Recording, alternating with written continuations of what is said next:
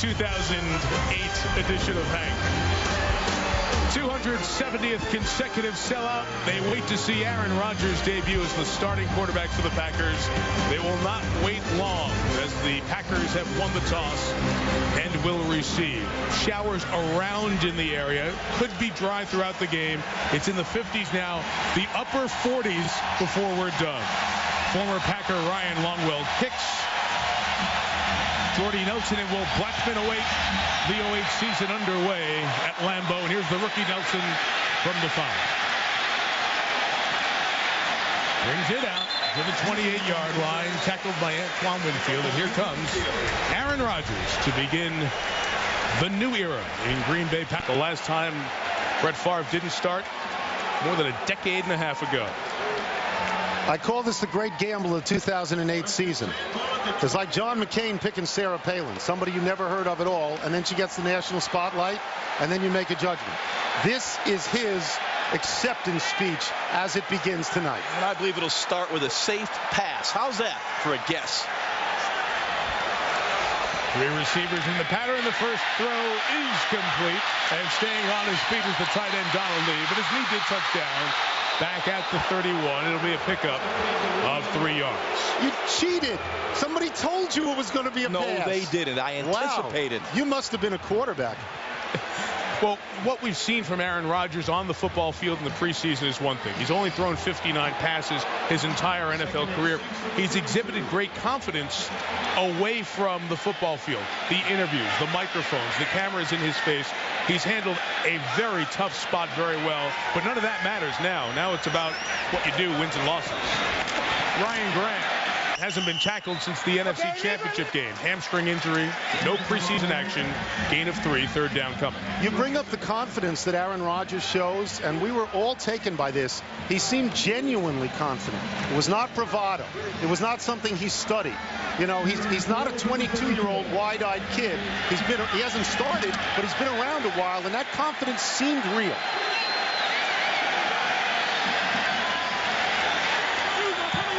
And Aaron Rodgers very comfortable in the shotgun formation.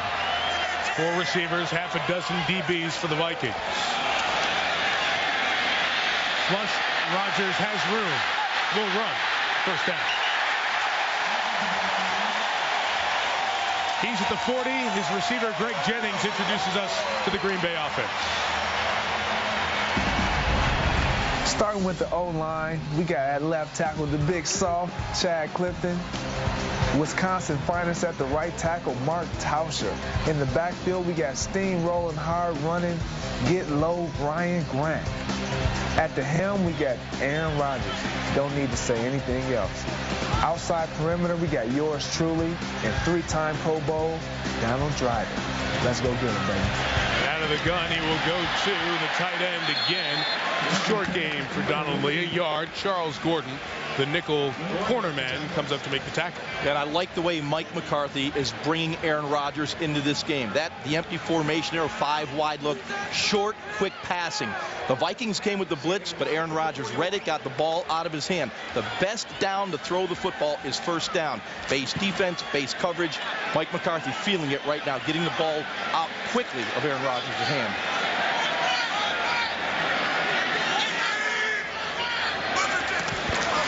Toss to Ryan Grant. Second year as a Packer. At about the 44. Flag comes in at the end of the play as Grant was heading to the sidelines. Jeff Triplett is our referee tonight. And it'll be offensive holding. Holding. 76 to the offense. 10-yard penalty. Second down. Left tackle Chad Clifton, who has to block Jared Allen, and Allen introduces us to the Vikings defense. All right, starting with the D-line, we got my fellow bookend, Ray. When I'm not playing football, I'm enjoying a bubble bath, Edwards. Moving on back to the linebacker core. Chad, check out my veneers, Greenway. And on the back end, Cedric, yes, I am related to the Family Guy, Griffin. This is not speak softly and carry a big stick, is it? As Teddy Roosevelt once said at the Minnesota State Fair. No, it's not. It's speak loudly and carry 2 or 3 big sticks. Man who led the league in sacks last year. Rodgers loses the ball. It's on the ground with Pat Williams reaching at it underneath. It's 3rd down. There is a new center in the game, Jason Spitz. He starts tonight for Scott Wells. Wells has a back injury. Spitz has been there all preseason. And you'll see Big Williams right on the nose there, and certainly that will have an effect on Jason Spitz. He knows he's got to get on Williams, that being Pat Williams there at about 320 pounds. He's got to get on him quick. Sometimes, Tony, you may not focus on getting that ball up, and you got that big fella in front of you. Well, you got 5,000 pounds of Williams right across the way from you. And they are good. They're not related. They're both Pro Bowlers. They're both Vikings. They're both good, but they're not related. Packers need to get to midfield. The flag is down as Rodgers just gets rid of it. Never open on the screen was Brandon Jackson. Ray Edwards hit him hard toward the end of the play, but this is not a roughing the passer flag.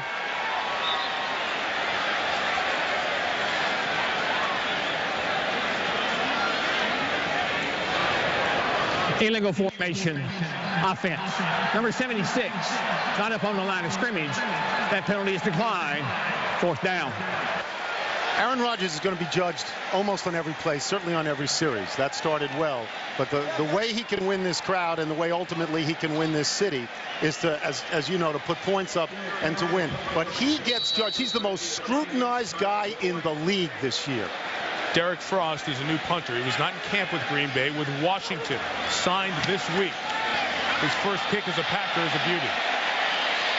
Charles Gordon says get away, and a nice job by the new punter who's added a 46-yard punt. Vikings take over at their own 21, and Adrian Peterson on the field when we come back. ESPN's Monday Night Football is brought to you by Bud Light. Endless refreshment from start to finish. Bud Light keeps it coming. This season, find everything you need to fall forward only at Sears. Toyota, moving forward. And NFL.com. NFL.com Fantasy is your source for fantasy stats, news, highlights, and more. If you have a sports bucket list, this should be near the top. You have to come to a football game here. From Curly Lambeau's statue, Lambeau Field, the houses right across the street. It's one of a kind, and it's great. But you don't have to wear a Favre jersey. Everybody in these montages appeared to be wearing a Favre jersey. A few are in the house. Tavares Jackson, 3rd year in the league, 2nd year as the starter, to Adrian Peterson out of the gate.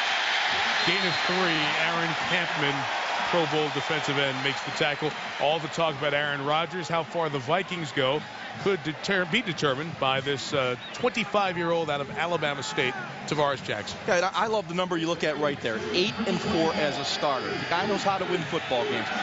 Ray is not going to, Brad Childress is not going to ask him to throw the ball 40 times to win the football game. Don't make mistakes. Keep the Vikings in the game, and that's exactly what Tavares does.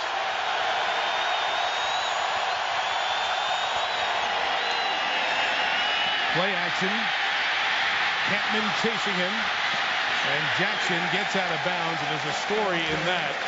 In the preseason against Baltimore, he sprained his right medial collateral ligament. Didn't play the last 2 games of the preseason.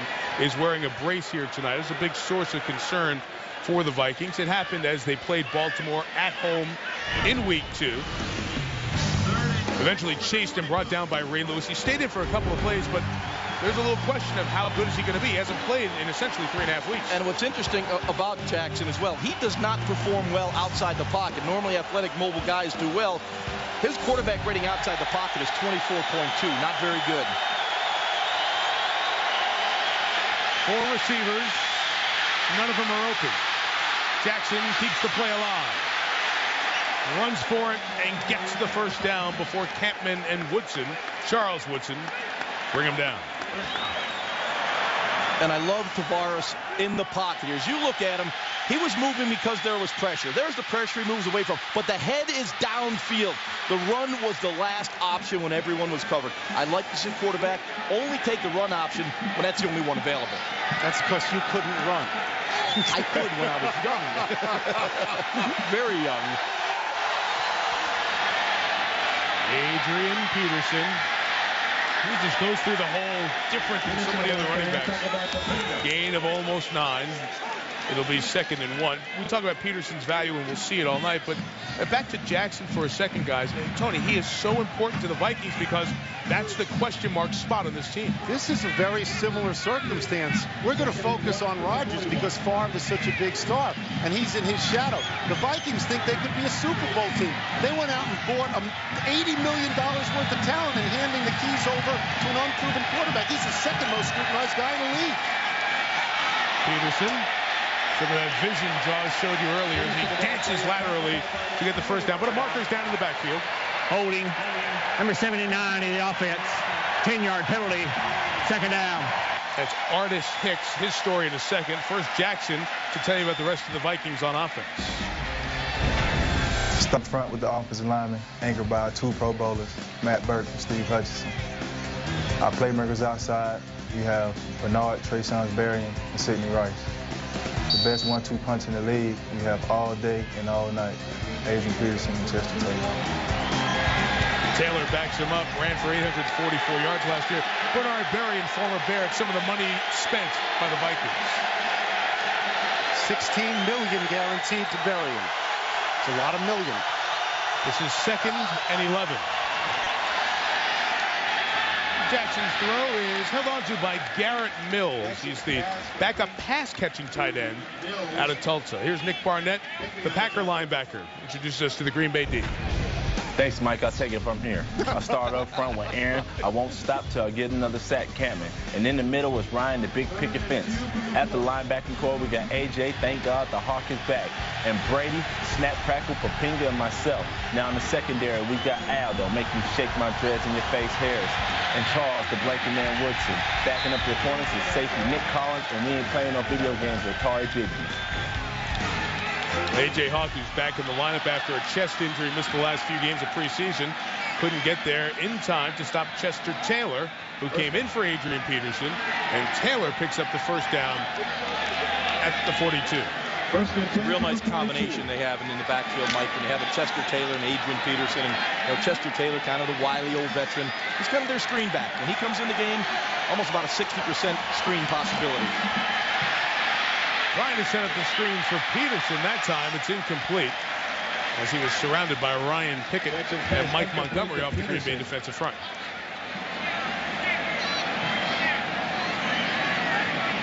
It's a Viking team that was 8-8. Remember, guys, they came in here last year and got cleaned out 34-0. And in that game, Adrian Peterson was hurt. And they did win 5 in a row after that, but it shook up the system a little bit. And Brooks Bollinger was the quarterback back then. Tavares did not play in that game. They feel they come here with all their bullets in the chamber right now. That's right. Jackson didn't start either game against the Packers last year. Spin move by Peterson, met by Hawk. Number 5 overall pick in the 06 draft. 3rd down coming up. Here's the scary thing about Adrian Peterson with what he told us yesterday. I mean, and last year he was the Rookie of the Year, and he went over like 1,000,000 yards 9 different times. And he said, and I'm quoting, "I didn't know what I was doing last year. This year I actually think I know what I'm doing." How frightening do you think that is for other teams in the league? Yeah, that is scary. But, boy, it's a quantum leap from that rookie season to year 2, and I think he understands that now. Chester Taylor in. 3rd and a half goes in. Jackson sacked by Pinkman.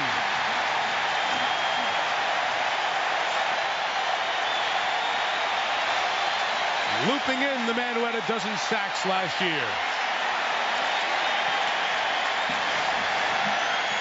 Well, it's all about pressure, and you're going to get pressure. There's no question that the Packers have picked up their blitz scheme. You see the stunt inside. Campman comes around on the loop and gets sacked. Both defenses do a good job. Kind of banking on a low-scoring game here tonight. Chris Kluwe is the punter.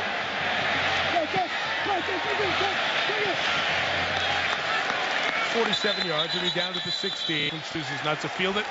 And drive 2 for Aaron Rodgers and the Packers when we come back.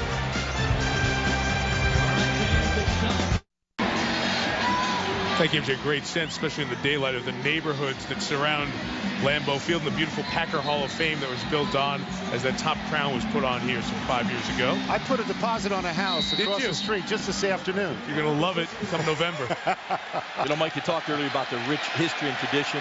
You know, fans coming. Here's a player. It's a great place to come to. I remember coming here. You got excited about coming to Lambeau Field and Titletown. Drive 2 for Aaron Rodgers. Packers take over at their own 16. And a false start on Darren College, the left guard. False start. Number 73 of the offense. 5-yard penalty, first down. Where'd Aaron Rodgers come from? Well, he was at Butte Community College. Really not recruited. No scholarship offers out of high school. And Jeff Tedford, the coach at Cal, was recruiting a tight end at Butte Community College. Got him to Cal, where he played very well. Then went into the NFL draft. Some thought he'd be the #1 overall pick. He waited 4.5 hours. And Paul Tagliabue reminded him, good things come to those who wait after that draft wait. Well, he's waited behind Brett Favre. And now he hopes the good things are coming.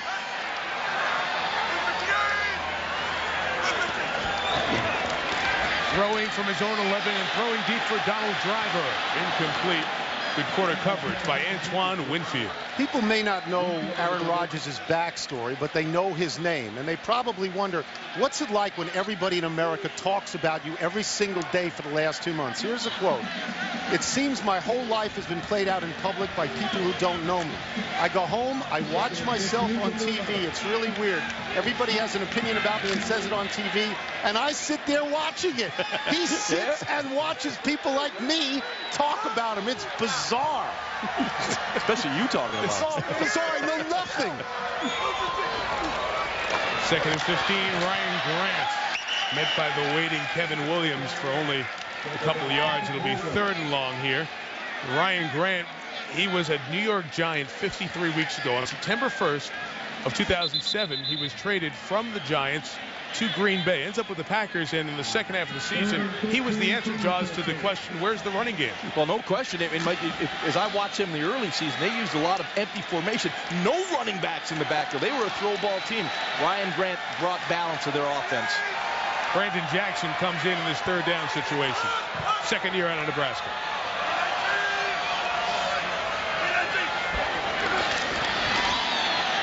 Jackson runs. Right over the umpire, he lost the football. And Greg Jennings picks it up. It's a 1st down at the 32-yard line. And a smile on Greg Jennings' face. Yeah. Lucky dog. David Herron and Chad Greenway were there as Jackson lost the football. You'll see the ball's coming right out there, and Chad Greenway has a chance. It whistles right by his head. Darren Sharper right there. Tyrell Johnson there. The umpire goes down. Ball's on the ground, and all of a sudden there's Greg Jennings. He's going to grab it. He's thinking he can score right now. Offense. 5-yard penalty. Still 1st down. As you were watching that play, the Packers had 12 men in the huddle and broke it with 12. So Green Bay with multiple flags here in this 1st quarter. Yeah, you got a quarterback getting his first NFL start. You need to help him out a little bit. There's been 2 5-yard penalties and a 15-yard penalty. That's pretty tough. Yeah, a hold, a false start, and 12 guys in the huddle. No, not good. 4.5 left, 1st quarter. Vikings trying to get another illegal shift penalty on the Packers. Another flag does come in as Grant is met by Jared Allen. This is the toughest defense to run against last year in the NFL. And they're proving that they're ready to hold that title in 08. Pat Williams, Kevin Williams, Jared Allen. Tripping. Number 75 in the offense. 10-yard penalty. 1st down. That's Tony Mall. Right guard. 4 penalties. You're right, Jaws. They're making it pretty hard on the quarterback. No kidding. I mean, you got the whole world watching to see if he's worthy of this position with a 13-3 team, and his players are sabotaging the effort. Not even sure Brett Favre would be happy with all these long yardage situations. In fact, I know he wouldn't be happy.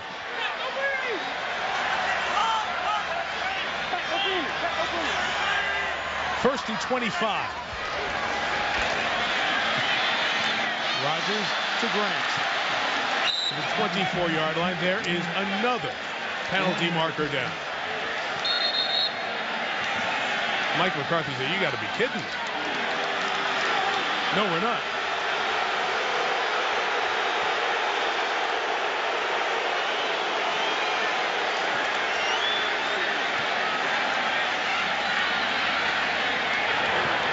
Holding offense. Number 76. Half the distance to the goal. Second down. It's Chad Clifton who was trying to block Jared Allen, and that's the 4th penalty on this drive. Yeah, and a year ago when Jared Allen was with the Kansas City Chiefs, Chad Clifton did a real nice job on him. Not right there. He kind of looped that arm around.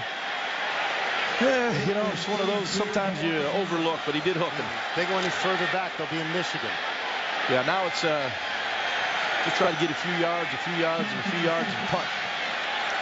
Yeah, 1st and 33 always has a nice ring to it, doesn't it? Yeah. Come on, play caller's dream here, John. Mike McCarthy has nothing on his sheet for 1st and 33.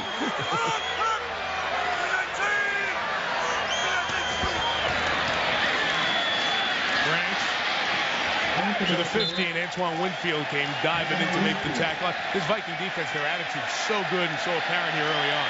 You know, when you talk about 1st and 33, and I know it's going to sound like I'm belaboring the point, but people who sit in the stands and people who watch the Packers for years and years, George, think, oh, that's when the magic happens with Brett Favre. 1st and 33, and he comes up with a 35-yard play. No, this has nothing to do with Rodgers. Come on. You don't think people in the stands and people watching are keeping mental score as to how well he's doing in a similar circumstance? Well, they need to How get a many program. 1st and 33s do you convert? Yeah, look at these offensive linemen.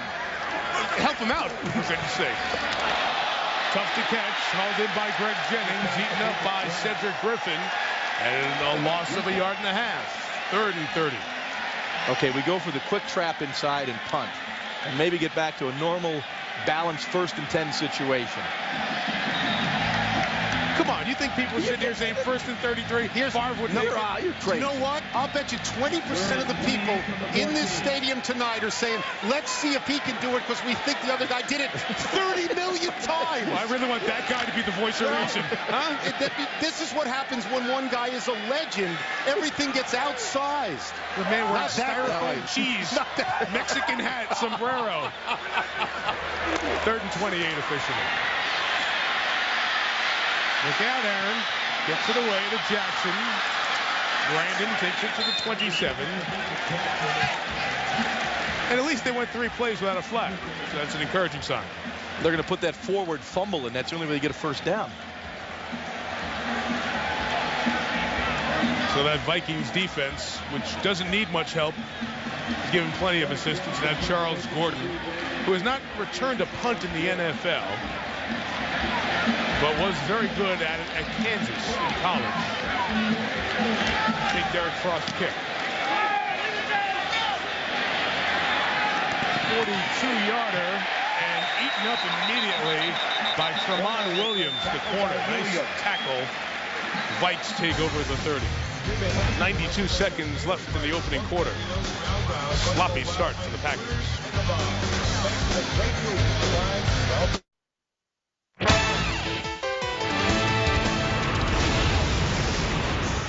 Double the house party for you tonight.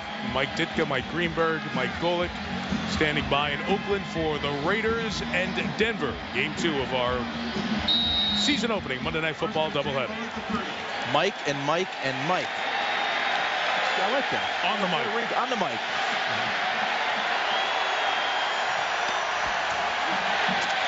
Peterson to the edge. Hello, Al Harris. Gain of 10 for the man who was second to LaDainian Tomlinson running the ball in the NFL last year.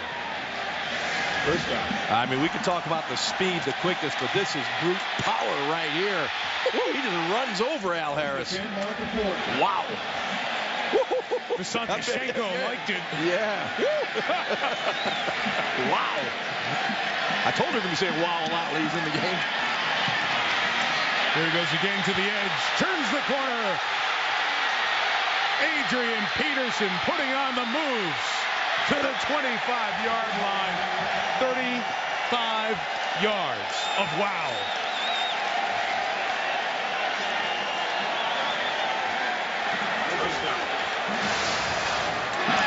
Just a really nice job on the misdirection play. And, you know, the point of attack was to the left. It shows the incredible vision that Adrian Peterson has. He breaks it back to the right in the open field. I mean, he's just slippery as you can get. Here's what I like right here. He moves to his right away from the point of attack. Now the acceleration, just a thing of beauty. He goes to the bench. Chester Taylor comes in and runs for 7 yards towards Charles Woodson. Why would you let the quarterback pass at all if you could do that? Why? Well, this will soften up the defense. They'll have to bring that 8th and maybe even a 9th defender down in the box if they can sustain this play. That's going to open up the 1-on-1 on the outside, and that's why you have Bernard Berrien. Only 2 other games in the NFL on week 1, scoreless through 1 quarter. Now you can make that 3, but Minnesota is knocking on the door thanks to Adrian Peterson's big start. Won't soften up the defense. It'll level the defense. As advertised, a traditionally solid rivalry in the AFC West follows us, the Broncos, who played 4 overtime games last year, finishing at 7-9 against the Raiders. We'll see Jamarcus Russell and Darren McFadden for Oakland coming up right after we're done here at Lambeau. You know, Mike, what I liked about this series of plays from the Vikings, they've gone to their 2 tight ends. Asante Shanko and Jim Kleinsasser, 2 outstanding blockers. Here you see the balanced formation. This formation with 2 tight ends has been good for them. First red zone snap of the night comes from the 18. And Peterson will get the first down. There's a penalty marker down on the far side, on the Vikings side.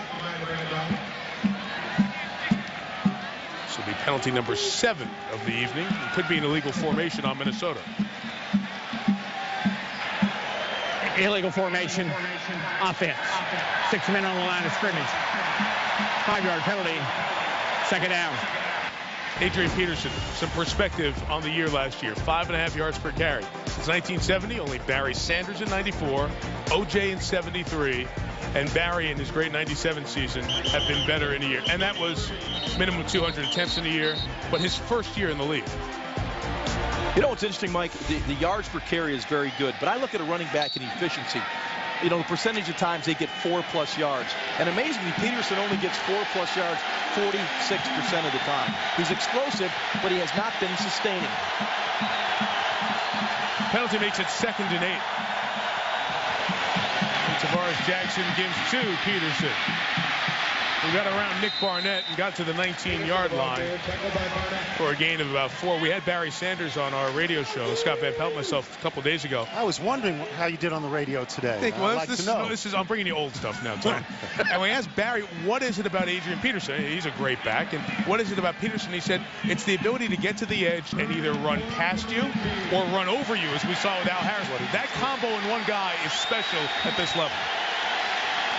From Barry Sanders. Oh, so if I said it, it would be meaningless. Exactly. Chester Taylor in, 3rd and 4. And Jackson's throw is low for Bernard Berrien, incomplete. And we'll have a field goal attempt coming. Al Harris on the coverage. That tight man-to-man coverage. Well, with the Green Bay Packers, they love that press man-to-man. They're going to get in your face and jam you at the line of scrimmage. If you look at the top of the screen there, he's got a little edge to the inside that does Bernard Berrien, but that throw has got to be on the belt buckle. It was behind him. They're that play away from being real good, right? Yeah. That's because then you can run for 8 yards all the time. You have to make that pass. That's got to be a completion. The all-time Packer leading scorer, Ryan Longwell, is booed as he adds a 37-yard field goal to put Minnesota on top for the first time in 08.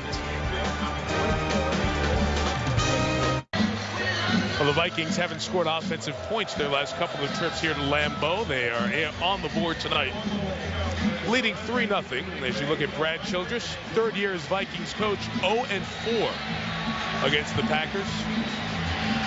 Guy who's worked in the state of Wisconsin, 91 to 98. He was the offensive coordinator for Barry Alvarez, a couple hours down the road in Madison, University of Wisconsin. Short kickoff, Longwell. Up to get it, Will Blackman.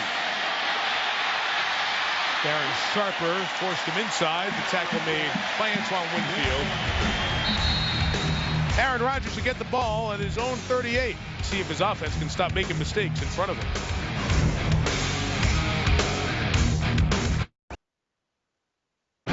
Tony, over the years, we became so familiar with this guy, that uniform, in these moments. All the triumphs, all the tragedies played out in public. Winning a Super Bowl, having an addiction, his wife with her medical circumstances, what happened to his dad. Brett Favre was a unique athlete in this regard. He let you in. He let you see everything that was going on with him, and so people took him to their hearts. He did one other thing that athletes never do. He expressed self-doubt all the time. He said, I don't know if I can get this done. That endeared him even more to the people, and you can imagine how much they loved him for so many years here. And now they're ready for Aaron Rodgers to begin his era as Packer quarterback, a first down throw and a deep one for Greg Jennings. What a catch at the 6. Pickup of 56 yards on Charles Gordon, who came in because Cedric Griffin was hurt covering the last kickoff. That is exactly the kind of pass that Brett Favre would have thrown. And look at the way the crowd responds right now. It's Aaron Rodgers, and he's waking the echoes of number 4 with a play like that. And I love the play call. Mike just said Charles Gordon was in because Cedric Griffin got hurt covering that last kickoff. Mike McCarthy and his coaching staff very aware of what's going on in the field. They call down, they give him a message, and you attack a backup corner.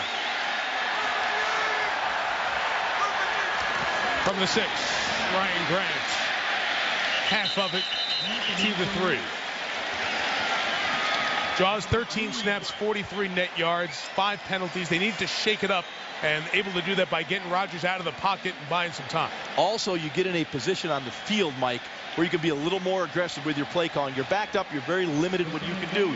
You get out around beyond that 30-yard line. All of a sudden, the playbook opens up. You can begin to take your shots. A couple of tight ends, including a guy I like, Torrey Humphrey, injured early last year, missed all the season. 84 in motion. Play action. Rodgers, Donald Lee, overthrown. Marker down. Offside Vikings. Play would not have counted. The whistle blew before the ball snapped. Offside. 69 in the defense. Half the distance to the goal. Still second down. He got so used to saying on the offense when Green Bay's had it. You'll see Donald Lee wide open on this play action fake, but this play had been whistled dead. Even if it would have been a good throw, it would not have counted. But you still would have liked to see him hit him. They had a play very similar to that against San Francisco in the preseason. Donald Lee dropped it, so I think they're having some problem with that little corner route in the red zone. Inside the 2, so it's technically second and goal from the 1. Looking toward Lee again. Rodgers is sacked at the 11 by Ray Edwards. And there's a flag down in the end zone this time. Defensive holding. I believe Torrey Humphrey, the backside tight end on his cross, was held. Holding. Number 54 of the defense. Half the distance to goal. Automatic first down. Linebacker Vinny Churchill.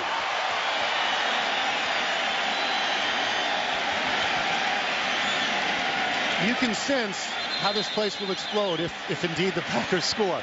If Rodgers completes a pass here and they score, it would be like, okay, we're all right, we can exhale now, and we got the guy. But if they're stopped, you know. Well, Mike McCarthy has given him 2 chances with the play action pass. Right. Let's see if he goes with it again. Well, now they got 3 cracks at least at it from the 1. First and goal after the defensive hold. Grant is stopped and met. Now another flag down. This is brutal. This will be penalty number 10 Offside. in the game's first 20 minutes.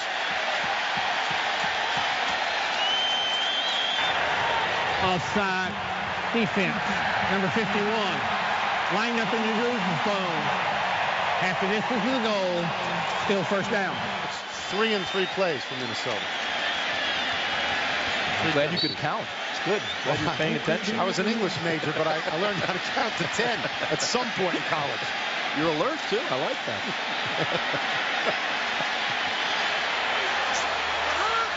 Corey Hall and John Kuhn both in to block. Grant tied up. He almost lost the handle, too. Fred Evans made the play. Their D-line is strong, and Grant hasn't had a lot of contact down by the goal line and goal line drills because he's been out all of camp with a hamstring. He's only had 5 practices, and you'll see you win the line of scrimmage. The defensive line, it's all about penetration. And you can see Fred Evans just blow this thing up in the backfield. All about penetration. Ryan Grant had nowhere to run. Almost a 3-yard loss on the play.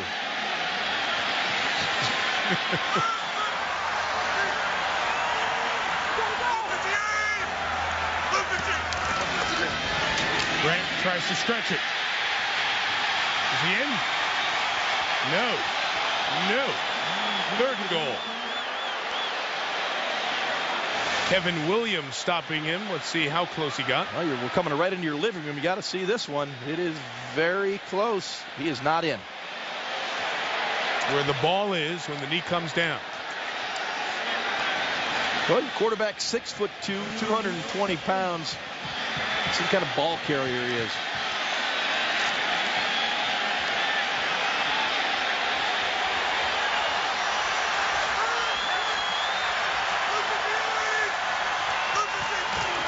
A throw down here. Oh, boy. Touchdown. Corey Hall.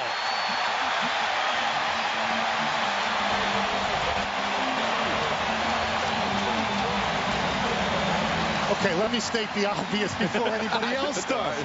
You saw Rodgers on that play almost get hit, make one move, basically falling down, make that kind of play. I know what you're going to say. Okay, well, does it remind you of him at all? Yeah, that was far flag. Okay, are you happy now? Are the people in here ecstatic? And yeah, because the Packers scored. And you got to let it go, Tony. And the game is joined at this point.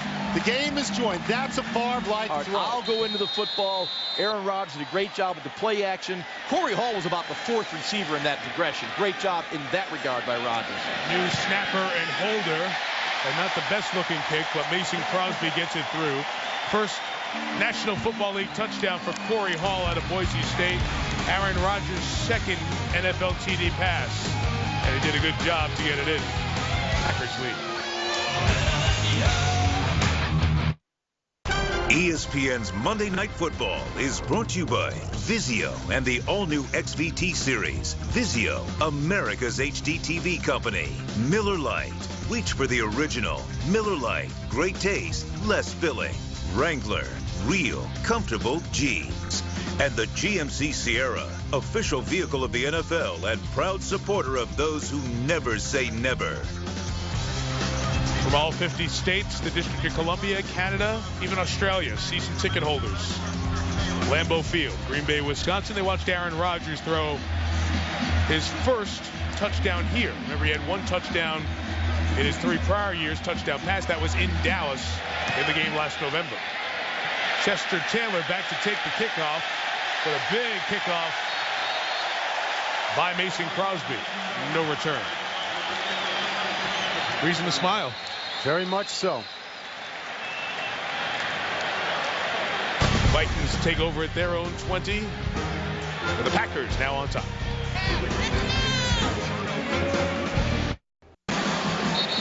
Packers have won the last 4 meetings, these 2 NFC North rivals.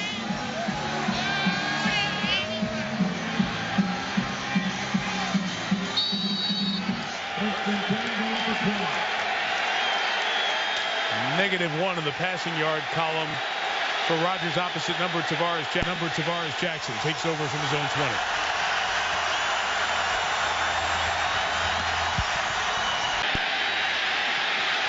Jackson chased by Brady Papinga. Throws it to some guy on the sideline. A reminder, it is a Monday Night Football season opening doubleheader. You'll see the Broncos and the Raiders. Josh, give me a little feel for what you expect coming up after our game. You know what I love? The young quarterbacks. You know, we talk about this game sometimes not having the depth quarterback position around the league. Jay Cutler, Jamarcus Russell, and 2 guys with big old guns on their shoulder. They can swing it. That'll be a fun one. The 3 Mikes are going to have fun out in the Bay Area. Greeny, Golick, and Ditka coming up after we're done. It's Chester Taylor exploring and finding Nick Barnett. Hasn't made a Pro Bowl, but probably will pretty soon. Darn good linebacker. 3rd down coming up. Well, as a group, their three linebackers are outstanding. When you look at Hawk, Barnett, and Pafinga, they just make plays and they play well together. They play with tremendous discipline. That's the key to good, solid defense.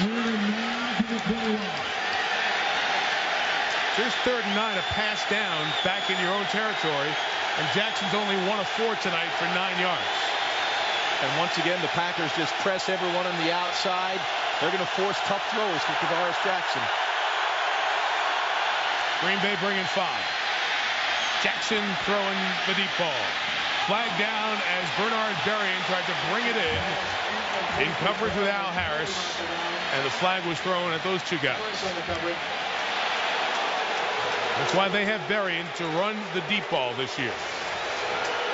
And Al Harris loves to get in this position. He's just going to grab and push and hold and jam.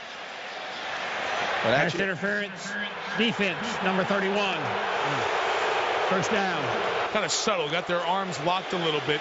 But what was Berrien telling us, guys, last night when we met with the Vikings? He said, we asked all of our corners, hey, hold us, grab us, 10, 15, 20, commit penalties. Get us ready for Woodson and Harris, because that's what they're going to do. And that's what Al did there, and he got called for it. And normally the Vikings downfield are not a good passing team on those balls 20 yards or plus down the air.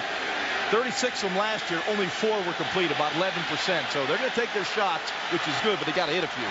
26 yards on the penalty. And a first down throw. Jackson got hit as he threw, so it's underthrown and incomplete. Ryan Pickett pushed the middle and got there, and Jackson couldn't get anything under it. George, you mentioned the problems they had passing the ball. Best run offense in the league, worst pass offense in the league. Defensive side, toughest team to run against in the league. And a lot of people knew, I'm not going to run against these Williams guys, so they had a lot of passes, as much as anyone thrown against them. 28th in pass defense. Yeah, so this is a team that's very good in the pedestrian side of both sides of the football. But there, Bernard Berrien was open. If Tavares had time on the double move, it would have been a touchdown. Peterson back in. No game. Aaron Campman doesn't get the credit for the tackle, but he forced the play back inside. Coming out of that graphic about that enormous disparity with the Vikings, that's why they went and bought the people they bought. $31 million guaranteed to Jared Allen. $16 million guaranteed to Bernard Berrien, a wide receiver. $13 million to Madu Williams, a safety, to change the defense. Ziggy Wilk at the moment is the George Steinbrenner of the NFL. He's spending every dime he's got to get a winner, and he's not probably going to be all that patient. Owner of the team bought him in 05. Third down. Jackson slings it short. Berrien can't make the first down because Atari Bigby came up from his safety spot with a good open field tackle. Excellent tackle by Atari Bigby. He was staring down the quarterback Tavares Jackson, reading his eyes, and he saw the crossing route and drove it hard in the open field, made a terrific tackle. You'll see right here, wrap him up, take him down, about 1.5 yards short of the first down.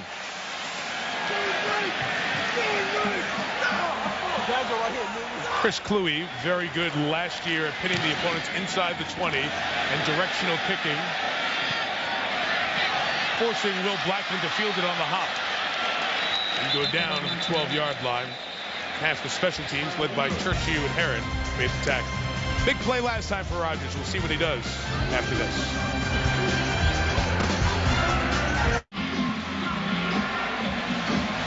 Ron Jaworski, Tony Kornheiser, rest of the great women and men on our Monday Night Football crew. Mike Tirico, glad you're with us. Lambeau Field, where the temperatures in the 50s. Opening night 2008 for the team that was an overtime away from the Super Bowl last year.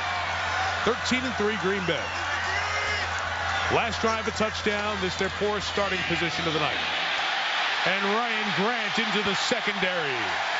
First down. Gain of 20. That's a big play, the biggest play of the half, through the air from Aaron Rodgers last drive. And well executed by the Green Bay Packers. They attacked the free safety, number 25, Tyrell Johnson. He's a rookie out of Arkansas State. He's not used to seeing this kind of speed. He takes 2-step in. That's enough. He's done when he peeks in the backfield. He's a cluer, got nosy. That left a one-on-one matchup on the outside, and Aaron Rodgers took advantage of it. And then that paid off in a very good Rodgers play to get the touchdown to Corey Hall. Brandon Jackson, backup running back, gets a couple of yards. Josh, show me how good that touchdown pass was by Rodgers. You know, we opened the show talking about eye discipline and vision and all those things, and here's Aaron Rodgers. I love the play. Here's the play action fake. Quickly, number 1, he looks in the flat, receiver not open. Number 2, he looks at the corner route coming over the top, not there. Now he looks for the cross side coming in, not there. Number 4 is Corey Hall, who just comes into vision right here, and as Tony said, this is Favre-like. But look at the eyes downfield. Look at the vision. No panic, looking for a receiver. And a nice ball, too. Falling off. Some meat on it to a good spot. Taken off. First down. You know, the one thing that Aaron Rodgers can do is extend the play. He can move outside the pocket. Well, we better get outside and not get hurt, because backing him up, there's nothing at all. I've mentioned this before. The great gamble here, he was given, it's not to disparage Rodgers, because he's good, but he was given a 13-3 team. And so the question becomes, is this the right year, the right time to hand a 13-3 team over to somebody with inexperience? Because they're knocking on the Super Bowl door. That's the great question in all of this. After Rodgers' second rushing first down, down the middle, Driver. Tied up by Winfield. First down, gain of 25. Ted Thompson, GM, Green Bay. He's the guy who did it. Well, he and Mike McCarthy, they made this decision. Brett Favre said he wanted to come back, and they finally said the train has moved out of the station. All right, now that I question that, because that was in July. They hadn't even loaded up the train yet. There are no passengers on the train. It's done now. You really forget that Brett Favre retired. He quit playing football. What are they supposed to do? Wait for him to come back? Wait for him to come back? You've got to move on. Well, there comes a point said, hello, you've got to move on. I'm coming back. Yeah, and on June 20th. Brandon Jackson, the back. He got a couple of yards. E.J. Henderson with the tackle, the defensive most valuable player for Minnesota last year. Here's what I love about Rodgers here. The stripe of the helmet perpendicular to the line of scrimmage does not give the defense a tip on where he was going to throw the football, because the focal point is down the field. It's the little things, the mechanical things that Aaron Rodgers learned from Brett Favre that gets him prepared for this situation. 3 years behind one of the greatest of all time, you're going to learn a few things.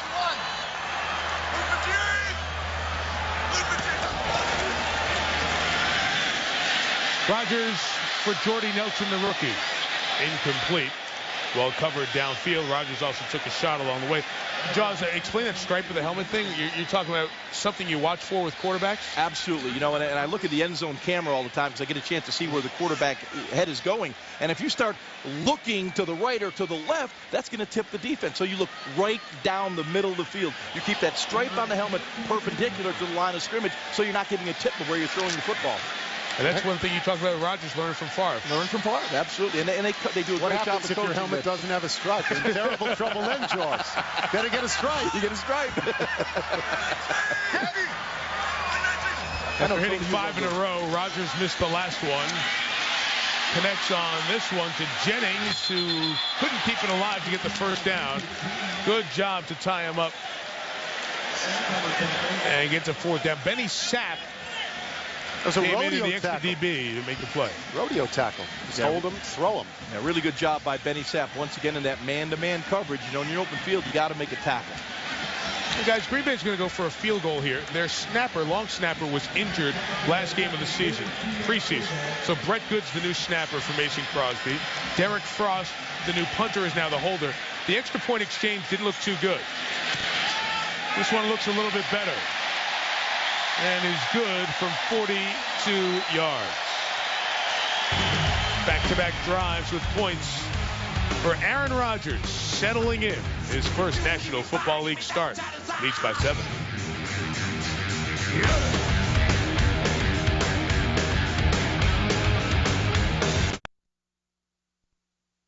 Talking about it all summer. Big game of the college football opening month. Number 5, Ohio State. Number 1, Southern California. Brett Musburger, Kirk Herbstreit will be out there in the Coliseum in Los Angeles, 8 Eastern on ABC. Saturday Night Football. Buckeyes were trailing with 8 minutes or with 12 minutes there in that final quarter against Ohio on Saturday, but able to come back and get the win. And your point? I think USC feels pretty good about their chances. You're saying Ohio State must play better. I agree. Yes, they must. Chester Taylor bringing the kick back from the goal line. Well covered by the Packers. Return of 20 yards, tackled by Brandon Chiller. Yeah, Adrian Peterson is everything you want in a back. You know, he's got that quickness, he's got the speed, he's got the vision. He gives you everything, and I love the power right there. Just runs over Al Harris. Now here's that lateral agility right there. Point of attack is taken away. He bounces, he can see, and he's a finisher. You know, a lot of guys, when they get around people in the open field, they go down. There are a number of guys getting to the sideline. They go out of bounds. Adrian Peterson, he's fighting for the yard. He's been it. He has 66 yards. The Vikings have 91 total. They run left side. Johnny Jolly tackles, but he gets about 8 yards. And running left side has been a staple for Minnesota over the last few years. You have Matt Burke, the center. Steve Hutchinson, the left guard, who they got from Seattle with that huge free agency deal. And usually Bryant McKinney's over there at left tackle, but he's suspended for 4 games, violating the league personal conduct policy. So Artis Hicks, 79, is the starter at left tackle for the month of September. He has 4 left tackle starts in his career back in Philadelphia. He's good, but he's not Bryant McKinney.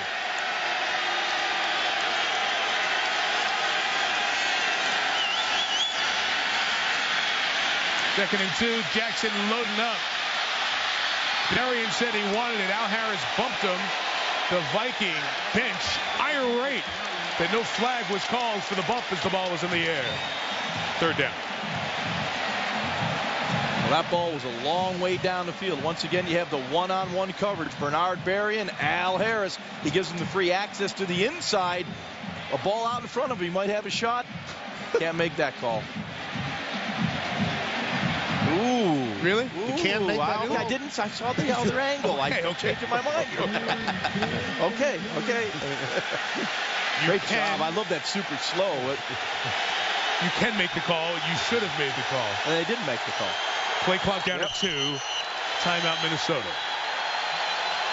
And a 3rd and 2 with 2:25 until halftime.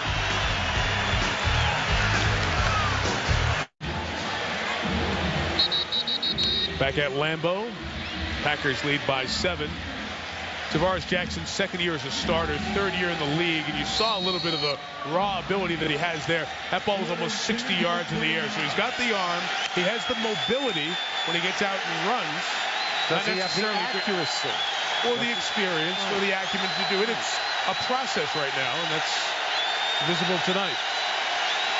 3rd and 2, Peterson. And Adrian Peterson will get the first down with Nick Barnett tackling, depending on the spot. Let's check it. It's going to be real close. As we get close to the 2-minute warning. Going to measure here. You know, we have an Adrian Peterson in the backfield. You know what he's going to do. He's going to run the football. He's an outstanding back. But eventually, Tavares Jackson is going to have to make plays. You can't hide your quarterback. When you're loading up the box with defenders, I don't care what they're doing on the outside, you've got to start completing balls. At the moment, he has 6 yards passing, and we're almost at the 2-minute warning. You can see Peterson was unhappy. He didn't like the spot. It's where the ball is when your knee first comes down, and it was marked short. So this Viking team, Tony, to your point, they have no first downs passing in the game here tonight. Going to punt it away. They got nothing. And this is a very important game to them in particular because it is a division game, because they're 0-4 recently against the Packers, because their ownership is very upset at the tampering charges with Brett Favre. And if they could win this game, if Minnesota could go on the road and beat Green Bay, they'd be able to puff out their chests and say, we're the kings of this division right now. Good move by Minnesota. Don't snap. You have a 2-minute warning coming as the clock restarts. And the Packers will get the ball back with their full complement of timeouts after this punt. 2 minutes till halftime.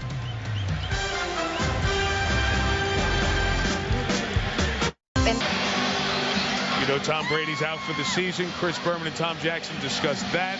The fastest 3 minutes. And Sunday Thunder, the biggest hits from yesterday, all coming up on the Toyota halftime show. Will Blackman's a catch. Chris Kluwe's punt. You know, spots are something you can review via replay. We looked at it during the timeout. By the way, that was a very good spot. It was spotted correctly. Vikings were shy of the first down. Short punt, 38 yards. On the run, Blackman tripped up by Charles Gordon, and Green Bay takes over at the 32. You've seen some examples. Here's Aaron Rodgers telling us what he learned from his time around Brett Favre. Really, two things that I've really tried to take from his game were the anticipation and eye control that he played with and continues to play with.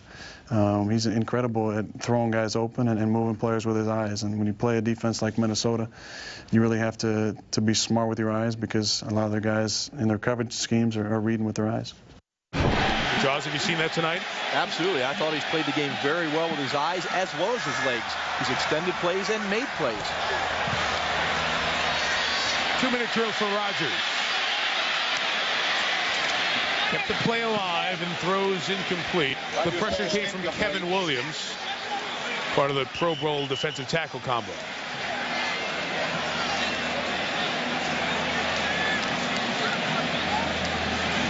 Aaron Rodgers, you know, we heard him talking about you must control the secondary, call manipulation. You do that with your eyes. You do it by looking people off. You do a shoulder roll, a pump, all those things to help your receivers. I mean, he has not started the game, but he looks like he's played before. Exactly. Doesn't look like a first-time NFL starter because of that experience of 3 years. Brandon Jackson's the back in the game. He runs. He's stopped. Lost a yard and a half. Will Minnesota take a timeout or wait? They're going to wait here with about 33 to go. To the point about Rodgers not being a young quarterback, he told us the other day that he thought Minnesota would test the young quarterback. Can he handle a blitz? Can he find his receivers? Can a young quarterback survive the storm? And I said, are you actually a young quarterback? And he went, no. Without hesitation, no. I've been here for a while. I'm confident I can do this. But he is only 24 years old. But he thinks of himself as a grizzled vet to some degree. And that's good. The 33 of blitz is coming. It's picked up. Rodgers got it to Greg Jennings. First down. Well, you can't throw the ball better to the outside, Mike. He knew he had the isolation route on the outside with Charles Gordon matched up against, I believe it was Greg Jennings on the catch, Mike. I did not see it the far side. Boy, just threw a rope out there and made the grab. 14 yards for Jennings tonight. 4 catches and 74 yards. Donald Driver's been the primetime receiver. I think Greg Jennings starting to emerge a bit into that role off a great year last year. No James Jones, the usual third receiver for Green Bay. He's out with an injury. There's a bullet to Jennings again. E.J. Henderson, the tackle, first down, and a Packer timeout with 55 seconds left. You know, Aaron Rodgers himself a moment ago was talking about anticipation. He did a terrific job there of anticipating the opening and stuck it in. Packers at the 36 timeout. First and 10 at the 36. Bottom of your screen at Wyatt Street, Lombardi Avenue. Delivering everybody over here to Lambeau out of the timeout. First and 10 at the 36.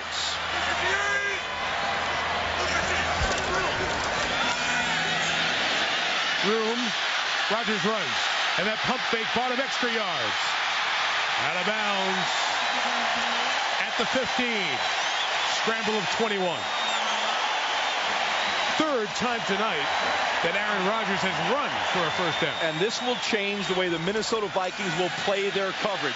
Because what he's doing, he's seeing some of this man coverage. He gets out of the pocket. He knows he's got room. It will force the Vikings to play more zone coverage behind their passer so they can attack Aaron Rodgers when he decides to run. And he got Antoine Winfield, the 10-year veteran, in that pump. Froze him and got him 10 more yards. It's a leap, and they tell you never leap. Quarterback's never going to throw when he does that little pump fake. And Antoine Winfield jumped in the air and got him. From the 15.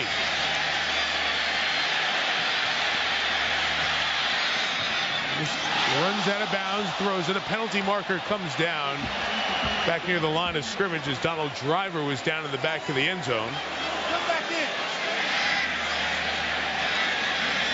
Aaron Rodgers not happy that Ray Edwards twisted his ankle on the way out.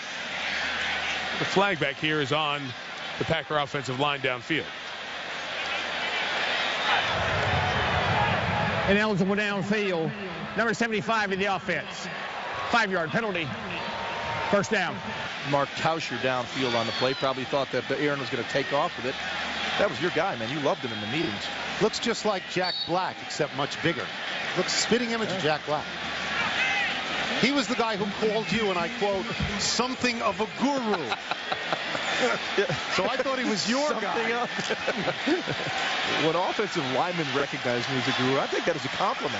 Interesting that they took the 5 yards there and not the incompletion for second down here, because they only have 2 timeouts in 40 seconds. Not sure if I would have done that. To Brendan Jackson. Inbounds, 4 yards, timeout Green Bay. They have 1 remaining with 32 seconds left in the half. Chad Greenway made the tackle with Benny Sack. Pretty big drive right now for Aaron Rodgers. I mean, he talked to us as if he had confidence in Jaws. He's playing like he's got no question. And I love this throw right here. He's anticipating the throws. He's seeing the field with clarity. You're seeing every throw that you have to make. The deep ball, the short pass, the screen game, the play action game. Here, this is incredible. I mean, Corey Hall's like the 4th receiver coming backside to make that catch. Eyes were downfield all the time. And he's playing like when he sat with us in the meetings. There's a certain calmness to his demeanor. It wasn't too big for him. I mean, this is an incredible spotlight he's under. You said, I mean, for a young guy, no one's facing more pressure in the league this year. Oh, he's so the most far, scrutinized guy. He's handling it very well. Yes. All the options available, 32 seconds, 1 timeout, 3 receivers. Screen it out to Jackson. Good job by Greenway to chase it down, bring Jackson down inbounds. Let's see what they'll do here with 3rd down coming up in 20 seconds. McCarthy's going to run it down and then take his timeout. That's what it looks like. Let it go to 7 seconds and call timeout.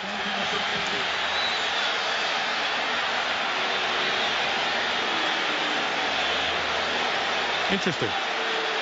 Choose not to try to squeeze in another play and set up for the field goal with 3 seconds left here on 3rd down. I have no problem with it. Okay. I have no problem with it. You know, you want to be aggressive, but I think in this situation, you know, you've got a 1-score lead here at 10-3. You don't want to turn the ball over. You at least want to give yourself a chance. It's nice. You don't want to take one shot at the goal line to get 7 points? Are you kidding me?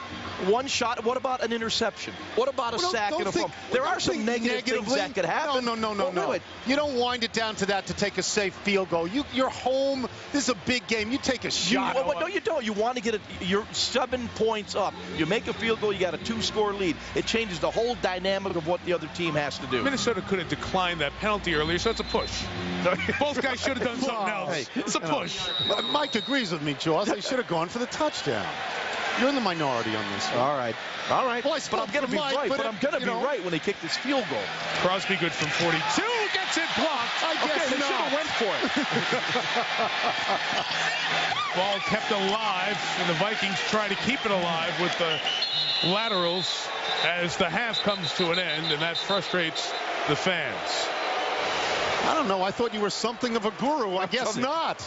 That was a low kick. It was a low kick. Should have gone. There was no penetration whatsoever. Remember, a new snapper, a new holder this week. They've only been together for about 6 days, so a good block by the Vikings. They take momentum in the locker room. They get the ball to start the second half. It's 10-3 Green Bay, and it's Chris Berman now at the Toyota Halftime Show.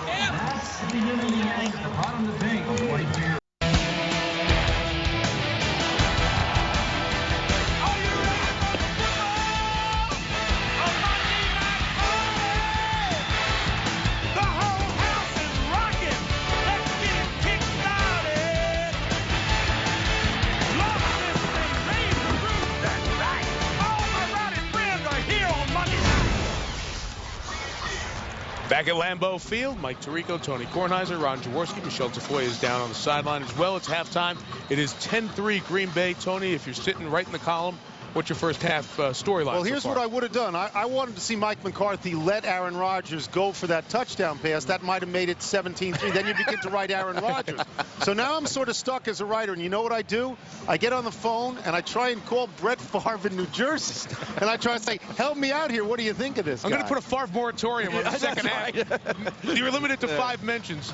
Jaws, where do you adjust here coming out of the locker room? Well, Tavares Jackson's got to get into the game. He's 2 of 7 for 16 yards. They really haven't developed any balance their offense. Certainly Adrian Peterson having a big first half, but they got to get the passing game going. And I'll say it maybe for the first time all year, points do come out of the passing game, Mike, so you got to start hitting a few. Tony, for what it's worth, Brett Favre's first start, the halftime score was Green Bay 10, Pittsburgh 3. Really? Yeah. Second half begins with Andre Allison returning a kickoff. And he's brought down at the 14 by Aaron Rouse, the safety. Tavares Jackson and the Vikings, not so much. Last time they went a first half without getting a first down via the air, right here, Lambeau Field last year. And Brooks Bollinger was the quarterback. Wait. They lost that game 34-0. Yeah. This does not portend well. You know when you go to a game and you're watching the game settle in and there's a one play that changes the entire momentum or aura of the game? The long pass in the first half to Jennings changed because the Vikings are controlling the defensive line. Maybe the blocked field goal will get a little bit of Minnesota back home. From the 14. Up in the air, deflected by Charles Woodson. And Atari Bigby, and incomplete. Woodson, the veteran, drags himself off the ground. Well, Adrian Peterson had the big play in that first half, the big run for the Vikings. You'll see this play is supposed to go to the left, and you'll see the backside guard pulling around there. That is Ryan Cook coming around. All of a sudden, here's the play. Here's the cutback right here. Now to the right. Now here's where Adrian Peterson is so good when he gets in space. Look like little chess pieces. That was cool, Jaws. All kinds of gimmicks and gadgets here. Good. Around Johnny Jolly. Or Cullen Jenkins, I should say, beg your pardon. Nick Barnett and Brady Papinga over there to stop Peterson after a gain of a couple. And they're going to have to complete passes to win at some point here, and they're on a 1 per quarter pace.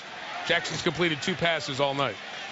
Well, that won't get it done. We know that. As I said a moment ago, they've got to get some balance in this offense. Right now, the running game has been good. The passing game has been non-existent. And some reminders, Jackson hasn't played since the early portion of the second preseason game. Knee sprain. Says it feels okay, not limited. Wearing a brace tonight. Blitz coming. Woodson sneaking in. Jackson getting away. First down and more. The 35-yard line. Nick Collins with the tackle, but a gain of 18 keeps the drive going. Here's a question. That same sort of play is where you ran into Ray Lewis in the preseason, and you were out for 2 games. Jaws, as a quarterback, should he have slid there? No, I mean, he's got to start making some plays right now. Does a real good job. Again, focal point downfield, no one open. He sees the seam and he takes it. I mean, he's got to get himself going in this game. Maybe he'll take a run like that, start building his confidence.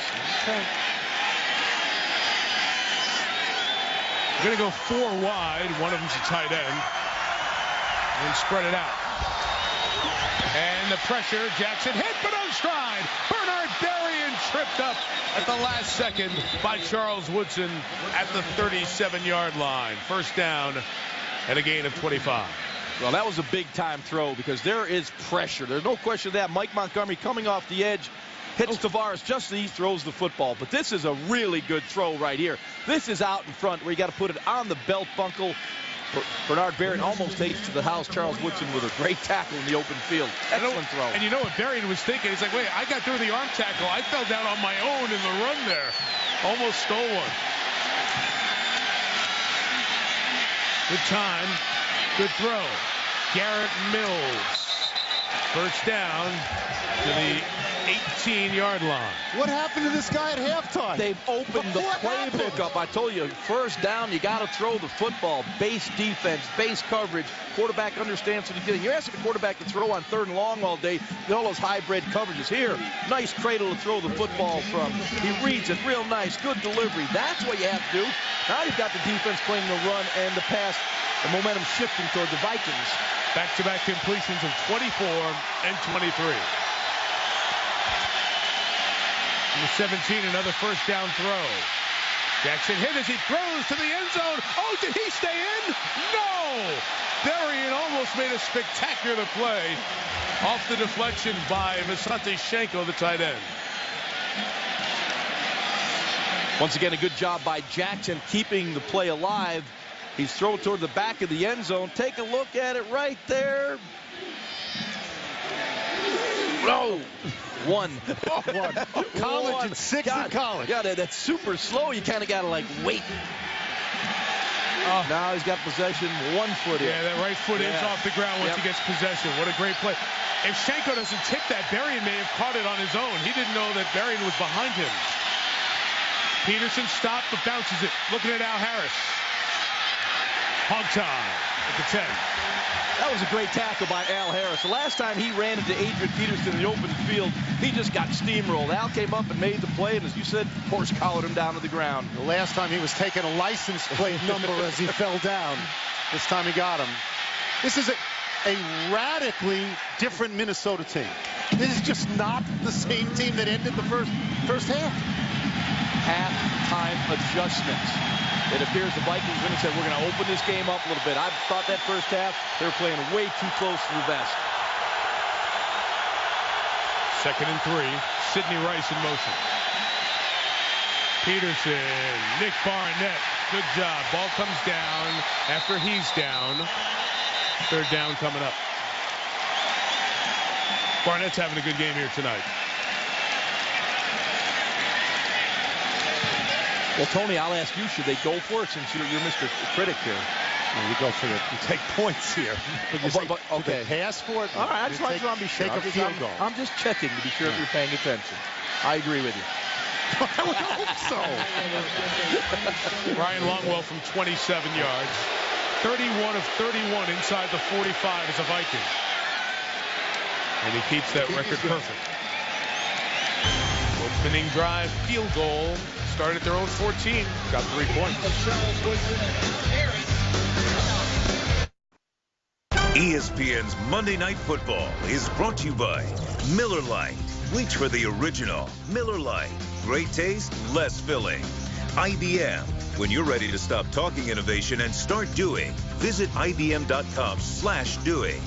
Verizon Wireless and DirecTV must-have equipment for any sports fan.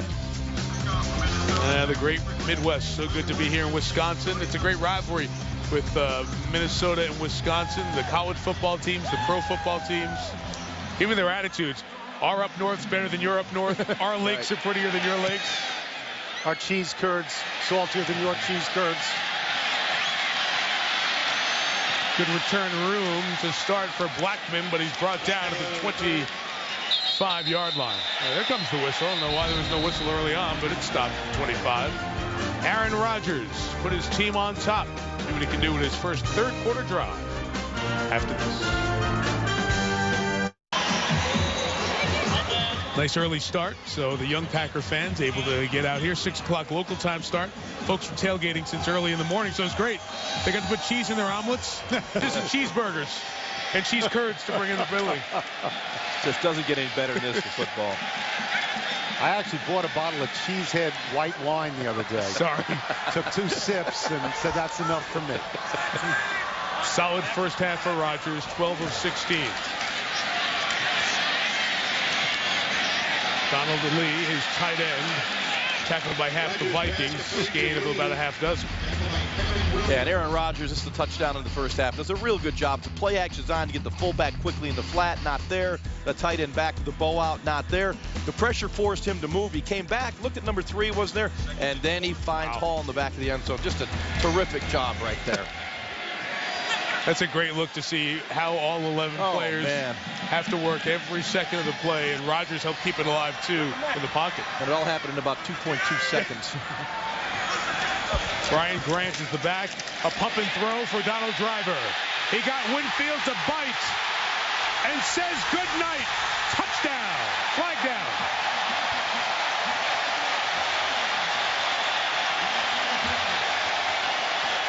Coming back.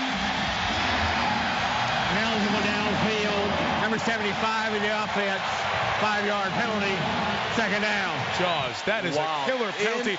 Your right guard downfield on that play. Inexcusable. Wow. To have a lineman downfield with a quick slant and go. Wow. What a great catch by Driver. You'll see it right here. Look at him look this in. Perfect throw from Aaron Rodgers. Driver outruns Antoine Winfield to the house, but wow. Man. Inexcusable. Just inexcusable to have a lineman downfield. I think it's 3 penalties on Tony Mall, the third-year right guard, getting the start here tonight. Started there 3 times in 07. And those young offensive linemen in the draft, the interior of the line, Darren College, Jason Spitz, and Tony Mall, and, had some problems here tonight. And now Pat and Kevin Williams with a little meeting at the running back, and it's third down after the Grant's carry. What a deflating moment for a team. You know, Jaws, you have a touchdown taken away like that. It's utterly deflating, and it's not like that was the first penalty on the Packers all night. That's about the 45th penalty on the Packers. Just inexcusable. I can't understand why your right guard would be 5 yards downfield. Third down, showing blitz over the quarterback with Chad Greenway, who backs out. Rodgers pass to Driver's caught, but he's shy of the first down. So what could have been a touchdown to go up 11 and instead turns in to a punt. That's 2 moments for them. Okay, they decide not to go for a touchdown, go for a field goal, get it blocked. Lose points that way in effect. Lose 6 right. 10 points. That's a lot. Yeah, 10 points. Derek Frost kicks. One of the reasons they changed punters on Monday. Frost, a 2-step kicker, gets rid of it quicker. Penalty marker down as it's fielded by Andre Allison at the 18. And returned by the receiver to the 23. 50-yard kick. Return 6.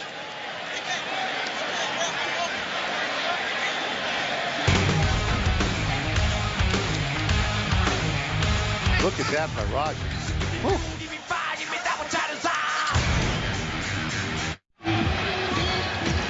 Back here in Green Bay, Aaron Rodgers frustrated on the sideline with good reason. What would have been a touchdown, not because of a rare, ineligible downfield on a quick pass by Tony Mall. Guard. But Mike, sometimes you can outsmart yourself. This is a running play by the Green Bay Packers. There's Tony Mall. This is a running play. You can see 2 linemen actually downfield. It's a quarterback wide receiver option called smoke adjust. It was a slant, but the corner jumped it, so they went to the slant and go. You build these passing plays into your running game to get big plays. So you can't, I apologize to Tony Mall. He was executing the running play, but it was a pass play. He was downfield in the running play, as was Spitz. Okay, running plays called. Change the line, smoke, the receiver, the quarterback adjust. There has to be a change in the protection, doesn't there? No, none at all. Okay. Only 2 players know it, the wide receiver and the quarterback. Now, when he saw Winfield jump it, or else it would have been just a slant. If the corner's way off, you throw the slant or a quick hitch. Okay. But Winfield jumped the route, so Rodgers didn't throw it, and obviously you saw a driver, once you saw him jump it, he just turned and ran up the field. So nobody's at fault? No one's at fault. Just one of those things. It's one of those crazy things where you outsmart yourself. Only cost them 6 points, but nobody's at fault. That's right. Good. Don't outsmart yourself. Just stay dumb like us, right? Oh, man. Vikings take over at the 11. Jackson got rid of it. Tried to get it to his fullback, Thomas DePay, but Cullen Jenkins was knocking him on his bottom. And those of you may just be coming in from work on the West Coast as we get past 6 o'clock. You've watched Vikings Packers for years. You know the bad weather, the old NFC Central, now the NFC North, and Brad Childress and Mike McCarthy now involved in this. And the fan base, the states, and now on the ownership president level with these teams, there's been a little sauce added to this rivalry. The whole tampering charges in the aftermath of the Favre dance with Minnesota. It was a good rivalry. It's gotten even better this year. Jackson, Shenko, tight end. Ball came down as he hit the ground. Incomplete pass. What a shot by Nick Collins, who knocked it out. Incomplete third down. But an excellent job by Tavares Jackson. You'll see here 1 foot, 2 feet. That's pretty close to a fumble. Interesting 1 to foot, see. 2 foot. I guess so. 1, 2, got it down, and then the ball comes out after it hits the ground.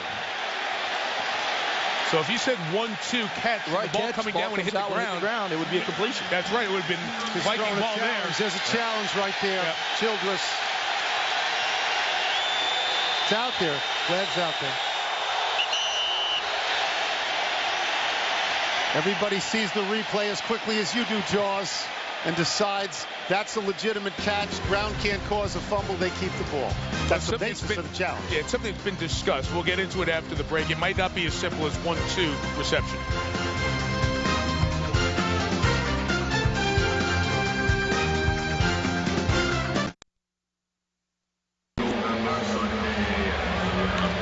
So the play's being reviewed. Minnesota with its first challenge of the night. Did Visanthe Shenko have 2 feet down, possession, and then the ground causing the ball to come loose? As you watch these replays, keep this in mind.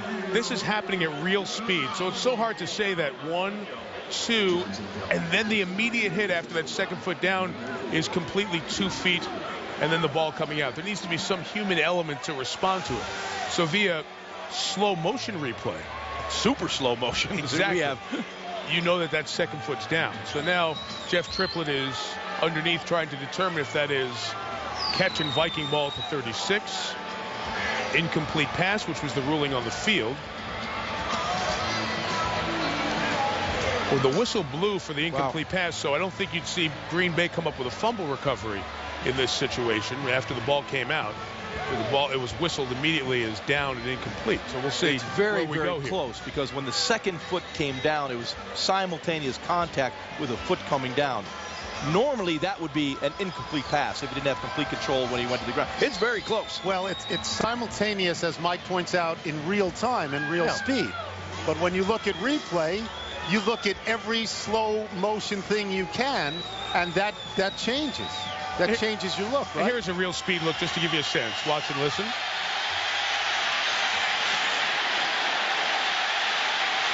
And here's Jeff Triplett's post-replay decision.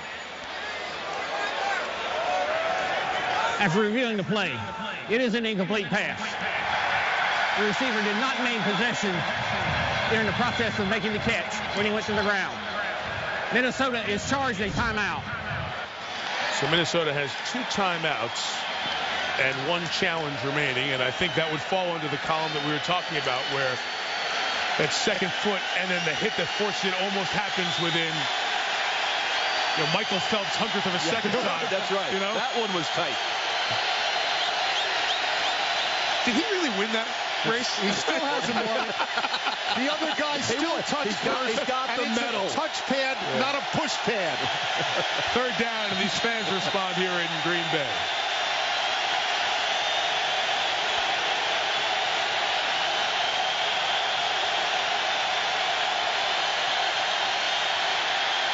Tavares Jackson hit it. He threw it to Chester Taylor, who holds on after another big Nick Collins lick. First down, Kabir Bajabiamila and Aaron Campman a second late.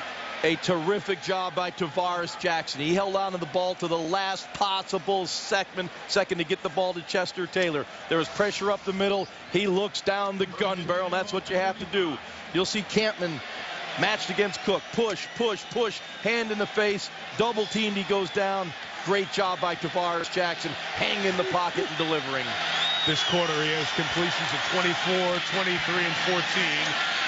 Adrian Peterson spun by Johnny Jolly and gains only a couple of yards. We spend a lot of time on the obvious angle of Aaron Rodgers in a circumstance like this, but Tavares Jackson under tremendous scrutiny as well because of the toys and options that the team went out and bought for him.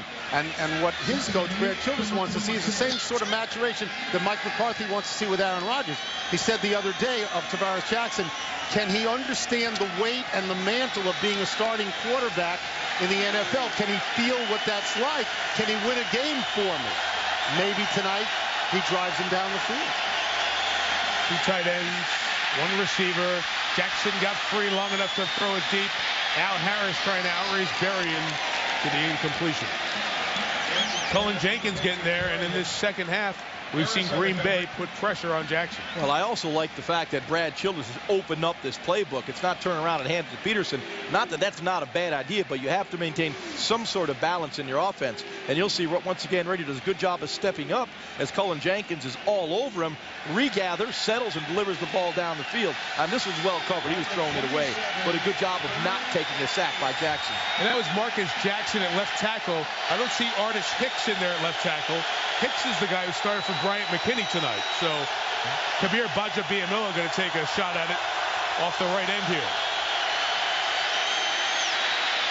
Incomplete, intended for Bobby Wade, 4th down.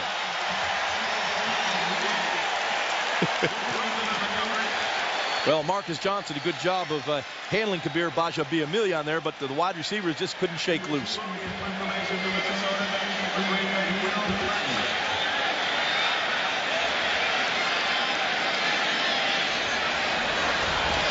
This Kluwe punts. It's a return. Will Blackman 24, 10 yards of space. Sideline. Cutting back, needs 2 more blocks. Got one. Got the other one. Touchdown, Green Bay.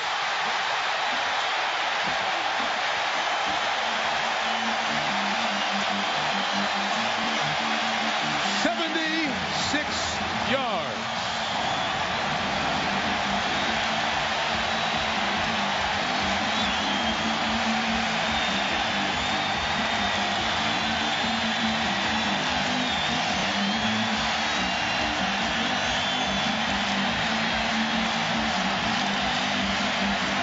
He was too pooped to leap.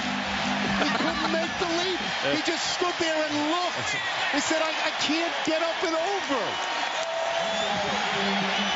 Will Blackman, who had a punt return 57-yarder against Oakland last year,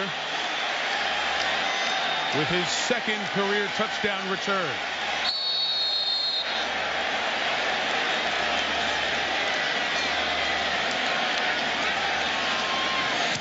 Extra point by Mason Crosby. Came close to the all-time Division I college football return mark during his days at Boston College. Will Blackman takes it the distance. Rodgers Club up 11.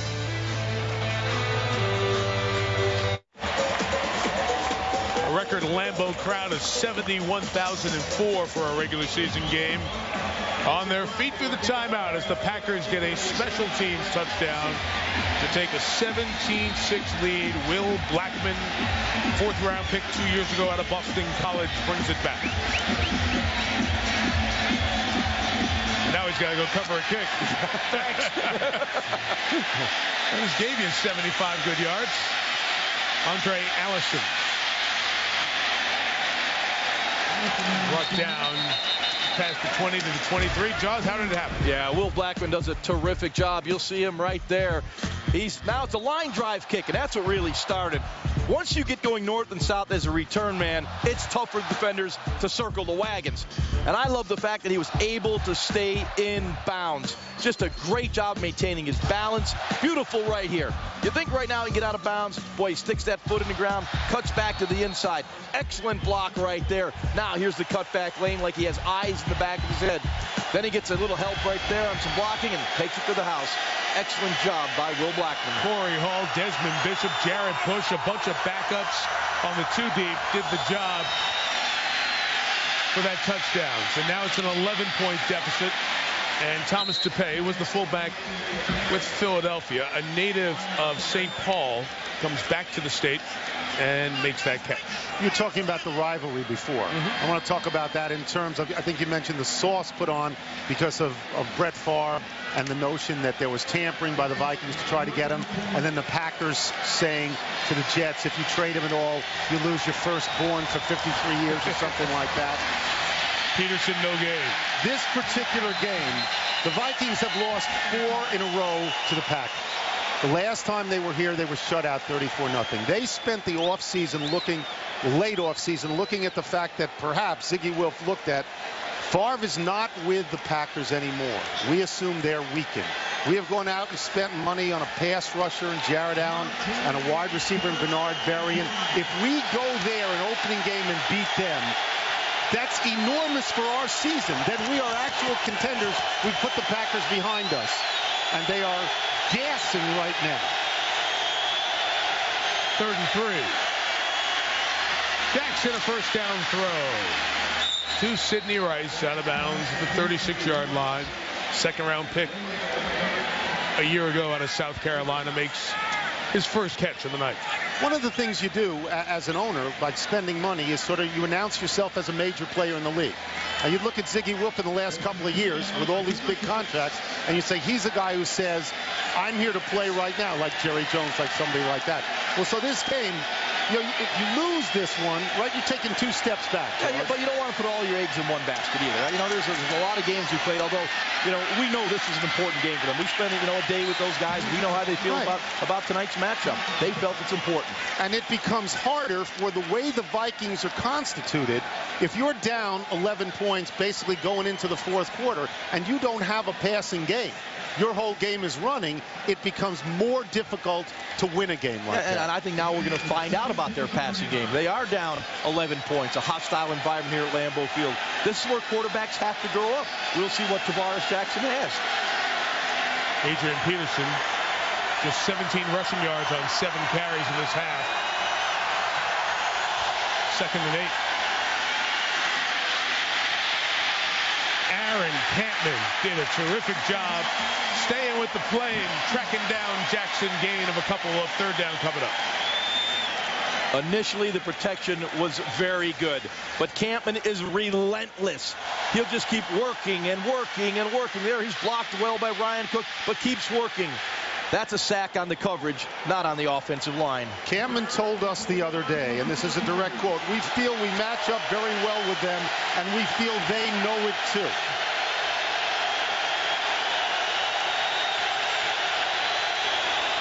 Big 3rd down for the Vikings. They have to convert, keep this drive alive. Bajabiamila got a great jump off the edge, knocked the football out, but it's recovered with a penalty marker down. Yeah, the jump was too quick. You nailed it, Mike.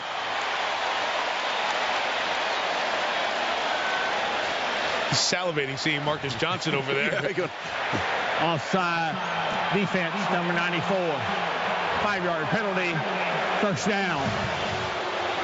You'll see him right here, Kabir, just a little bit ahead of the snap. You know, these defensive ends right now are so quick. All teams are building their pass rush around defensive ends coming off the corner, defensive ends lining up inside, the speed, the quickness, and they're so quick right now sometimes you can't tell how fast they're getting off the ball.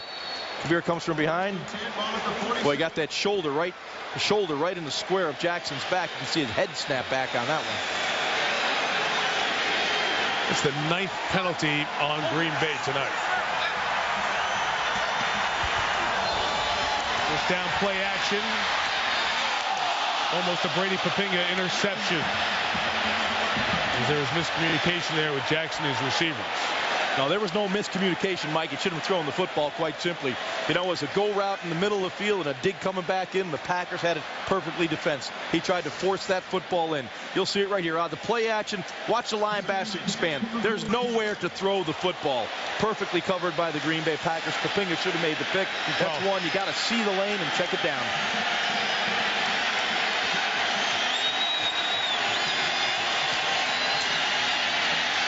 Peterson.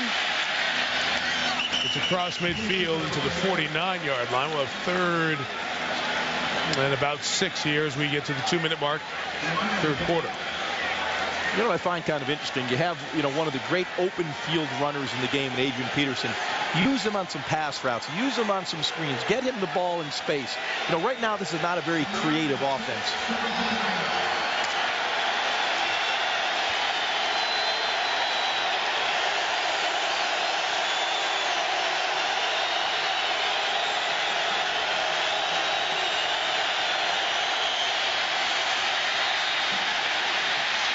Been the best thing working for them here in this half. Jackson on the move, and he picks up a first down. at the 40-yard line. 9 yards on that carry. So the quarterbacks have run for about a half dozen first downs tonight. Yeah, no question. And again, being judicious in the pocket was Tavares Jackson. You know, he wasn't going to force the ball in there. There was some. He showed his escapability, got outside the pocket. And again, spin this around to the Packers defense. When you rush the quarterback, it's about staying in your lane. No freelancing. And on that pass rush, the Packers freelance. Tavares made him pay a price.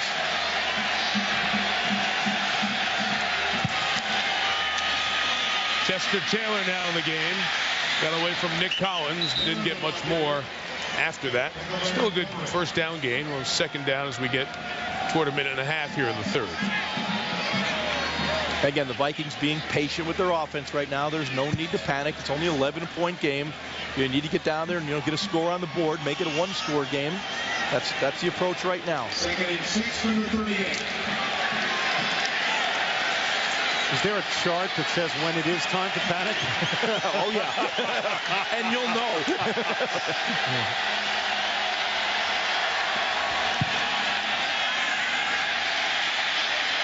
Jackson incomplete. Trying for Garrett Mills again. The tight end covered by Nick Collins. He's going to crawl his way over to the sideline. He's hurt on the play.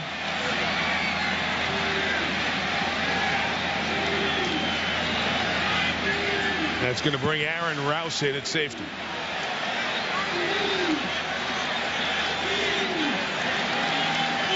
Jackson can really rotate. Actually, a very good throw right there. Mills got to come up with that catch.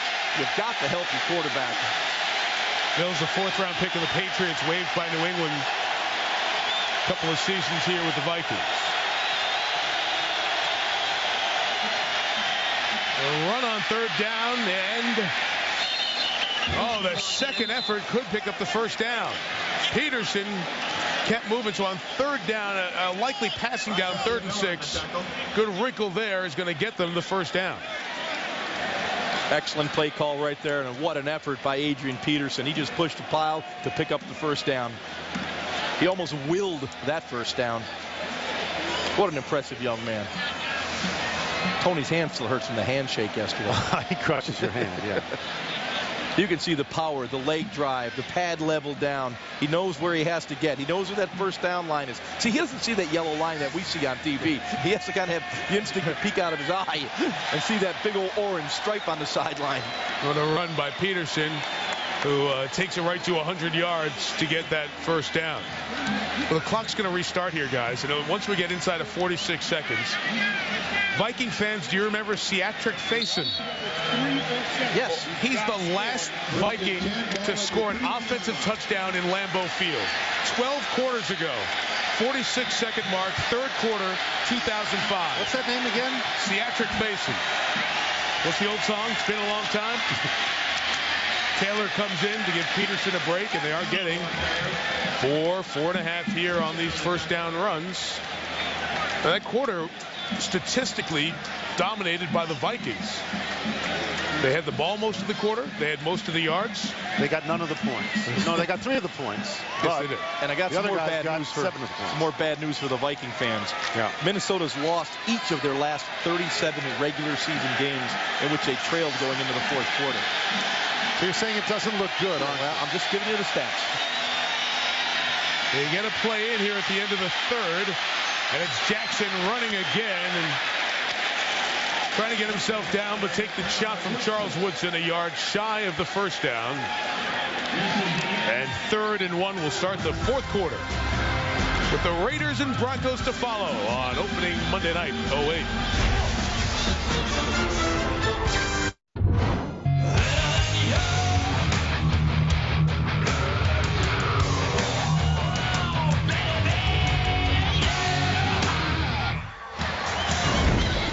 Well, the big impact play of the 3rd quarter was the punt return that got Aaron Rodgers charged up. We begin the 4th quarter at Lambeau Field. Packers 17, Vikings 6.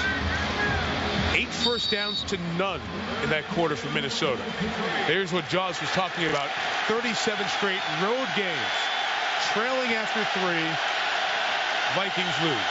Hasn't happened in the NFL since the Bucs almost 2 decades ago. 3rd down to start the quarter. Peterson goes up top. And even though Cullen Jenkins did the submarine, We'll see where the spot ends up. It's going to be 4th down. It is. Wow. Well, what do you do here? It's going to be 4th and less than a yard. Ooh, scary. They're going to go for it. Good job by Colin Jenkins. No penetration in there. Yeah. No situations about penetration. Would you go for it? You know, they need something to give them a spark. Is that a yes? I would kick the field goal, make it a one-score game. Okay. Hey, I'm with you. I'm going to throw for it here on 4th and 1. Jackson got it. Touchdown. I would have went Sidney Rice. Sidney Rice, who had 4 touchdowns in his rookie season, gets one on 4th and a yard, and the Vikings should go for 2 here, down 5 in the 4th quarter. Excellent job by the offensive line. That's the key. Jackson's looking to his right, There's no more than 5 yards of him. Then Sidney Rice is able to cross the formation and get open. But a great job by the Vikings offensive line. Way to second guess yourself as soon as they scored the touchdown, by the way. I told you. Very, very good. You've done that twice tonight. Did it on the field goal, and you did it on the touchdown. Very good. Minnesota made all 3 of its 2-point tries last year.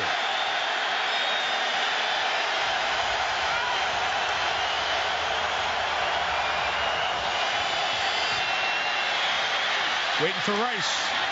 Couldn't get it in the back of the end zone. He had Rice open, Mike. So it remains a 5-point game. A guy who played for Lou Holtz and Steve Spurrier in college gets into the end zone for Brad Childress and the Vikings in Green Bay. ESPN's Monday Night Football is brought to you by Mazda, always the soul of a sports car. EA Sports Madden NFL 09, in stores now. CareerBuilder.com. Start building. CareerBuilder.com. And Capital One Card Lab at CapitalOne.com. What's in your wallet? 5-point game. Minnesota goes for 2 and misses. Finally get a touchdown here at Lambeau. Oh, question on the kickoff between the 2 return men. Will Blackman finally got it at the 1. And Blackman gets out of bounds at the 24-yard line, shown the sideline by Garrett Mills. Not many plays for the Packer offense. Only 3 this half. Wow.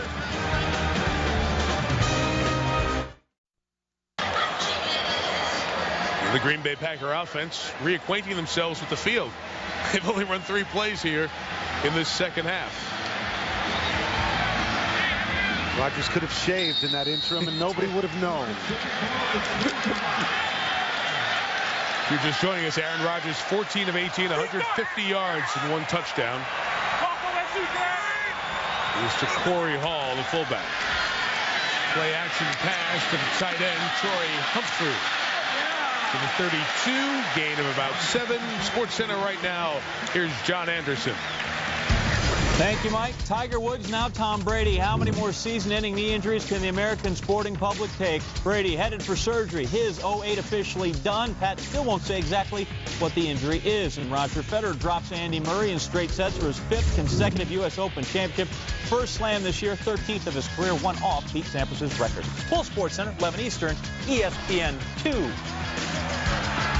Thank you, John. Saw the emotion there from Federer. A lot of that the other night as well. More than we've seen from him over the last few years.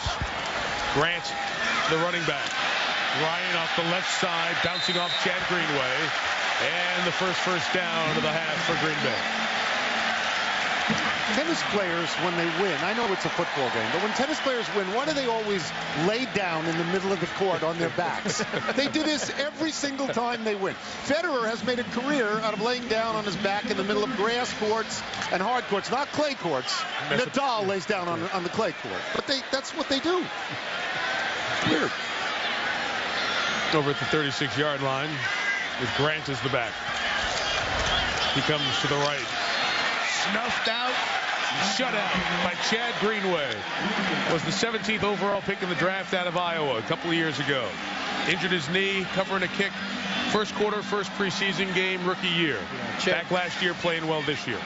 Yeah, Chad Greenway does a really nice job, and you'll see him fire through right there. And he does a terrific job of reading and anticipating, sees the gap. Mark Tauscher cannot reach back and knock him out of the way, but an excellent instinctive play by Chad Greenway. See, who led the league in fumble recoveries last year, leads the team in tackles tonight with 7. After the loss of 4, gain of 2 with Donald Driver, Cedric Griffin there, and we got 3rd and long coming up. That's a pass rush situation for Jared Allen. Yeah, and Allen has been somewhat invisible, 0 tackles, 0 sacks. Chad Clifton's done a real nice job on him. Just holding him right at the point of attack, not allowing any penetration, doing a real good job of staying between Allen and the quarterback.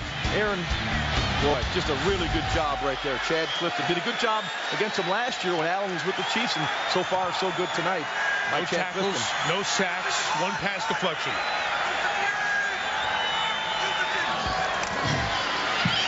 Third and 12, quick toss Driver, not going to get there as E.J. Henderson cleaned up the good work of Antoine Winfield, and it's 4th down, and the Vikings have the momentum, and they're going to get the ball back. Just staying with Jared Allen for a second, $31 million in guarantees is a tremendous amount of money, and he is a great, great player. But there was a character issue because when he was with Kansas City, he had a number of DUIs, was suspended for a couple of games. He told us yesterday, he said, I expected Ziggy Wilf to ask me about it. I would ask me about it for that kind of money, and I said, I'd put it behind me. Can you put it behind you? Signed a big deal. Apparently they could. 43-yard kick. The dancing Andre Allison is brought to his knees by Michael Montgomery, who's had a good game tonight. Flag down. Umpire came in and tossed it and moved it into the pack, so penalty 16 of the night coming up here. There is no foul for an illegal block in the back. There's no contact in the back. And we will move to break. Vikings get the ball back for their offense. Down 5.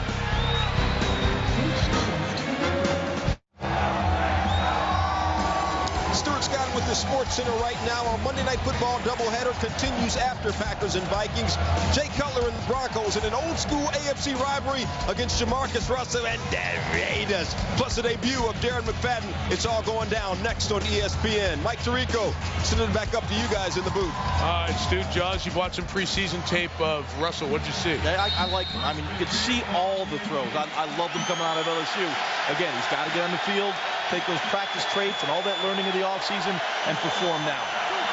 Mike Greenberg, Mike Golick, Mike Ditka, Susan Culver, and Oakland will join us after we're done. First down run, Peterson to the sideline, gain of 7 and a flag in. So they haven't asked Susan to change her name to Mike just for the... No, they have not. That's too bad. It's a missed opportunity. This one coming back, it appears. Holding. Offense, number 19. The receiver, Bobby Wade, downfield. Goal. First down. Week 1, it's week 1. You've got plenty of times your season goes on. Very often what happens in week 1 doesn't set momentum one way or the other, but you get the sense because of the division, because of the angst between the teams, because of the good thing. It's a little more important of the week 1 matchups this week in the league. Saying that what happens in week 1 stays in week 1, but not in this particular game, Mike. I was trying not to say that. I was going there, but Jackson to Vasante Shenko, the tight end, used to be a Giant. Signed a big free agent deal 2 years ago, down to the 16-yard line. Second down coming up. I like the fact that Brad Childress is opening this offense up, spreading it out with 3 wide receivers. You know, he's asking Jackson to make some plays. So far, in that third quarter, Tavares has responded in a big way. This is now a 1-score game. It's a big drive for the Vikings right here. They can take the lead with a touchdown.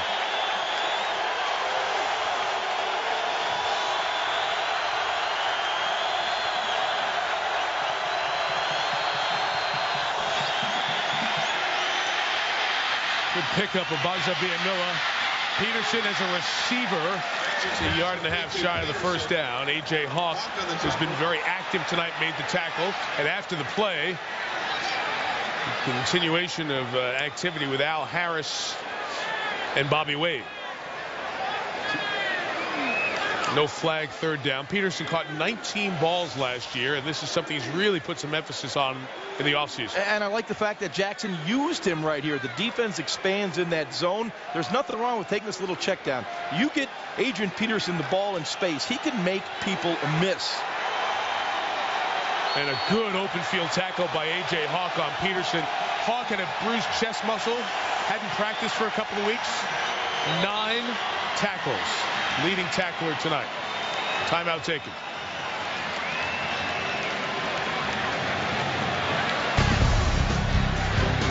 Viking timeout. They have 1 remaining.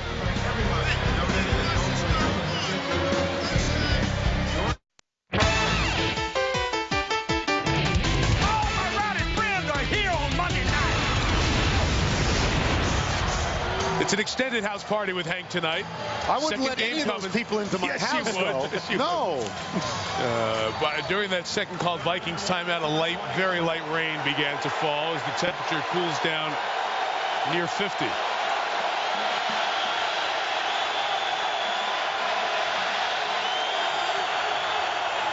Four receivers and shotgun on 3rd and 1. Interesting formation for this down and distance situation. Jackson throws for it, incomplete. And Wade wanted a flag as Charles Woodson was covering him. Wade has been involved the last couple of plays with Al Harris, and Jackson furious at the non-call. George, you didn't like that play, did you? No, I didn't. I think when you got 3rd and about a yard, you know, pretty much telling them what you're going to do. You're going to throw the football. Took away the run option, and I can see why Bobby Wade is upset. Will Blackman, star of the second half, 76-yard punt return earlier, awaits Chris Kluwe's punt.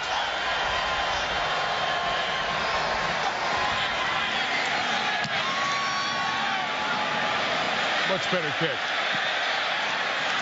Much better bounce. Yeah. This was up in the air as opposed to the last one. Which would be the laser Josh likes to talk about. Not good for a punt. You don't like it on a punt, though, Mike. No. Lollipop, yes. Laser, no. 50-yard punt. Vikings unhappy that they didn't get a pass interference flag and an automatic first down.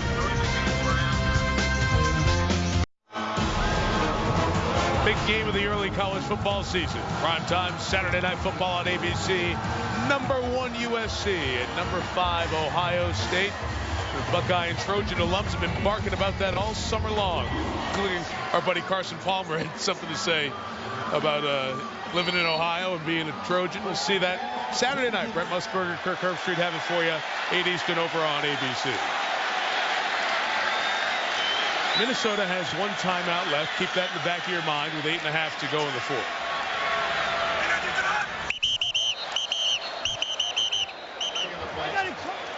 Penalty 17 of the night. Encroachment. 94 defense. 5-yard penalty. First down. On Pat Williams. Subtle, Mike, but excellent use of the cadence. You get in a situation like this, go with the hard count. You're going to cool that defensive rush down with that kind of hard count. He gets 3-5 yards. I'm sure Tony learned that from Brett Favre as well.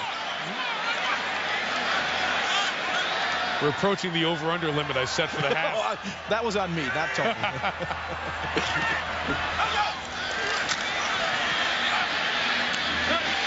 it caught by Ruvel Martin? Yes, at the 40-yard line. Well, let's talk about Rodgers right here in this regard. This is the circumstance you want to be in. You have a chance to take your team down the field in 4 or 5 minutes and basically close out Minnesota. I mean, this is what people are looking for. This is a kid who's a very confident guy, doesn't think he's a young quarterback, said it on a 1 to 10 scale going into this game. His nervousness level was no higher than 3, and he said, this whole thing is on me. I know how I'm going to be judged. I am not afraid of it. I can handle this. This is where you see it. Ryan Grant.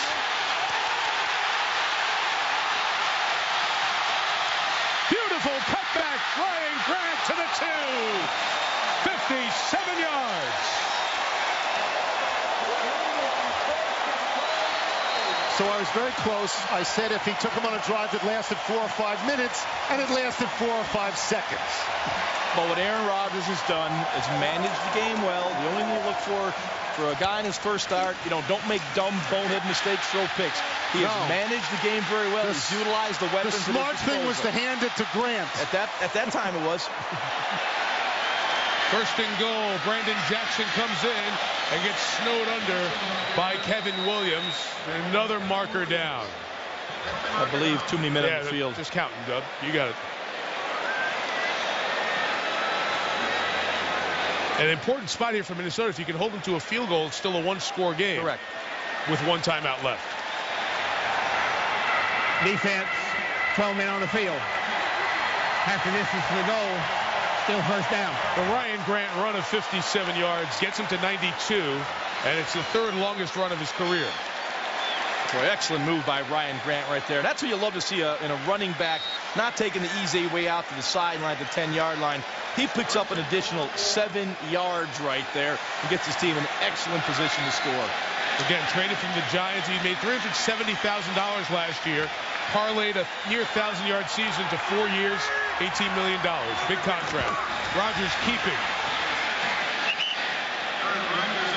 And remember the problems Green Bay had trying to get it in earlier at the other end in the first half, and they eventually had to go to the fourth option on a pass at the goal line to score. The run I like here is to the right side, Mike. You got Mark Tauscher, 320 pounds, against Ray Edwards, about 265 pounds. That's a humongous weight advantage. I would try to take advantage of that. And you're also running at Pat Williams. Williams is certainly a great run stopper, but he's at his best moving laterally. I think you can get some movement out of him by double teaming him at the point. There's the formation, Josh. They go a bunch with 3 receivers to the right.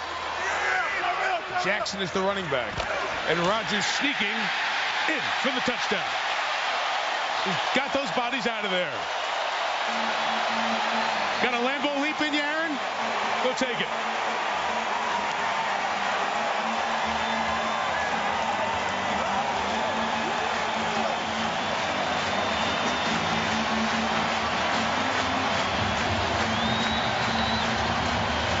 Who's the happiest guy in the stadium? You think it's Ted Thompson? Think he's got a shot at it? I think it's that guy. You think it's Aaron Rodgers? I think it's that guy right there. Yeah. I'm not going to get carried away, but somebody would start to write a column that began with how the torch was passed just on that particular play. But it won't be me. I think you just did it. Mason Crosby, the extra point, 24-12. Good design there, Ron, to get people out of there and give them a little space to get in. Excellent job. And we saw this being worked on at practice on Saturday. I probably should have figured that out. They may run the quarterback sneak inside the 1-yard line. But that's a signature situation. Not only, and he's had a very good night, Aaron Rodgers. And to be able to score what appears to be the winning touchdown now by himself and to bathe in it and make the leap. That's something you won't soon forget, though it appeared he might never come out of the stand. Well, I think the receivers and the DBs and the running backs, when they get their hands on that video, they will grade him down, because if you Lambeau leap, you got to get your bottom up to the top of the pads there. You couldn't get in there. As we like to say, get the tuchus a little bit higher up. All right, we'll start to get ready to watch these go on all year. Oh, Tony loves this. I have not said the word in the second half. I have not. May I just say this, please? The guy on the left did it against a team that won, what, 1 game last year, Miami? Exactly one. The guy on the right is doing it against a defense that was as good as any defense. It's a great storyline. It's a great point. But let's not do this week after week. My goodness. Well, not next week anyway.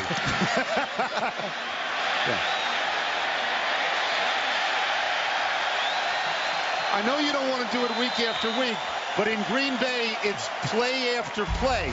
They have the charts set up. They watch the Jets on Sunday. They watch the Packers on Monday. They compare everything they do. And there's the big play that really got the Packers started. And I love this one. He goes to the 4th option, off balance, Favre-like, Tony. And here's the touchdown to put the Packers up by 2 scores in the Lambeau leap. I thought it was pretty athletic, by the way. Rodgers is a smart guy. He's got to know that calling his own number, that getting in by himself is a big deal. He didn't call his own number. Well, Mike somebody McCarthy did. 6 minutes left, down 12, 1 timeout.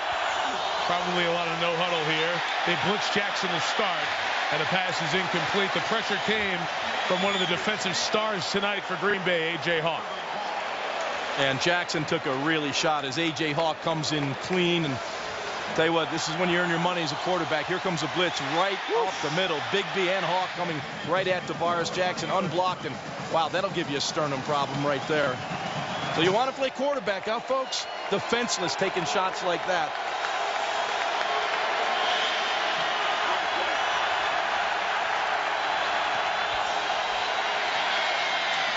Second down, the tight end, Asante Shanko. Gain of 5, 3rd and 5.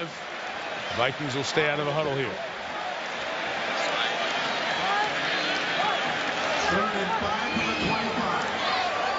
Free agent acquisition, Bernard Berrien, 2 catches tonight.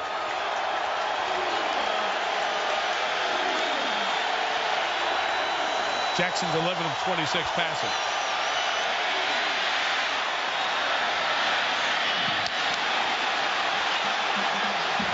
Flag does come down. Sidney Rice is going for it.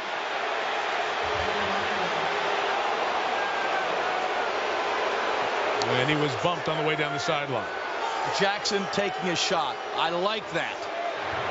Pass interference. Defense, number 38. Tremont Williams. Automatic first down. Tavares Jackson once again looking down the gun barrel. Aaron Campman comes in. He's taking a beating right now, but he's hanging in there. And like I said, I love the throw down the field. You get the one-on-one matchup on the outside. You're down 2 scores. You got to try to make a play at this point. 10th penalty, and it came on 3rd and 5 too, so helps the Vikings out with the yardage as well to the 45. Campman and Baza Villamil meet at the quarterback. The quarterback's taken off. 18 yards on the scramble to the 37. Once again, an excellent job by Jackson, understanding the Packers were in a man coverage scheme. Once he broke the pocket, all defenders have their back turned in their coverage responsibility. A lot of green grass, and he takes it. You'll see right here, it's a man coverage scheme behind this rush. Once he breaks the pocket, he knew it. He tucked the ball away rather quickly. He wasn't looking to make a play down the field with his arms. He knew he had a chance with his legs.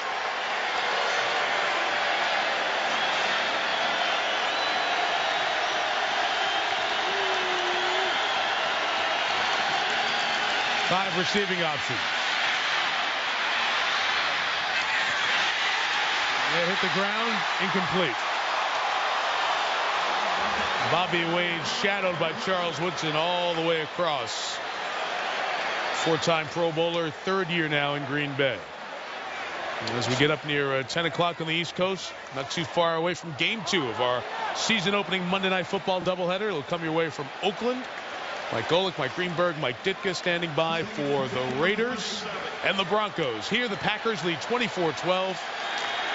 Jumped out to a 10-3 lead at the half. Got a punt return from Will Blackman. And just a few moments ago, a 1-yard touchdown run from Aaron Rodgers. Lead by 12, and Minnesota has only 1 timeout left.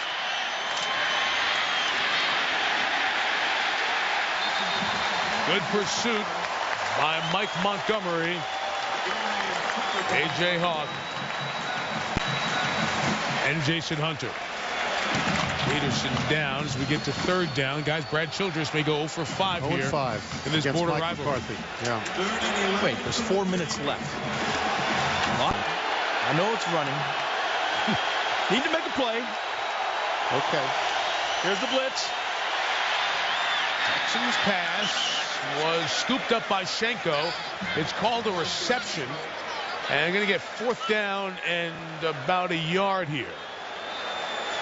Well, the Vikings got to show a little more sense of urgency right now. They're kind of, taking their time, getting in and out of the huddle, getting a play called. They're 2 scores down. The tempo must be picked up. And it's 4th down here. Peterson's the back. Jackson sneaking for it. We'll get it. And it'll go down inside 3.5 now.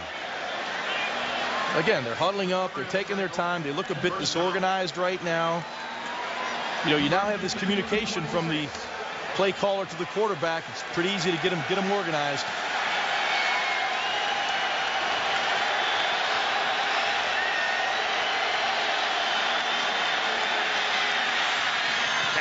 Rising's it incomplete.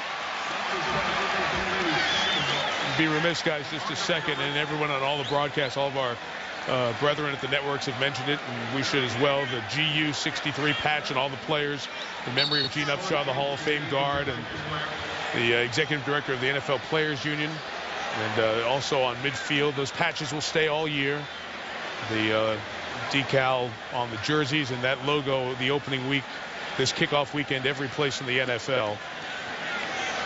It's a great sign of respect. Cullen Jenkins injured for Green Bay. I don't want to sound crass about that, but I think it's probably a point well taken that Gene Upshaw, in his tenure as head of the Players Association, made a lot of money for a lot of people playing out there tonight. A lot of money.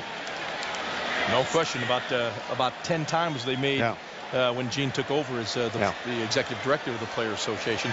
And I like the fact that, you know, Gene got started taking care of a lot of the former players. Now it's up to the next executive director to build upon that. There's still a lot of former players that are not happy with the treatment they've gotten. I think it's something they can build upon. Roger Goodell's been working in that vein, and I think that with the changes being made now at the Players Association, you know, will help those guys that the game was built upon, that the backs of those old-time players get their due. Well said. Jenkins, you saw cramping there. Remember, almost none of these players have played a full game this year. So this 2-minute drill late in the game. Jackson hasn't played in a couple of weeks, but everybody playing so little in preseason. A lot of guys are running on fumes right now.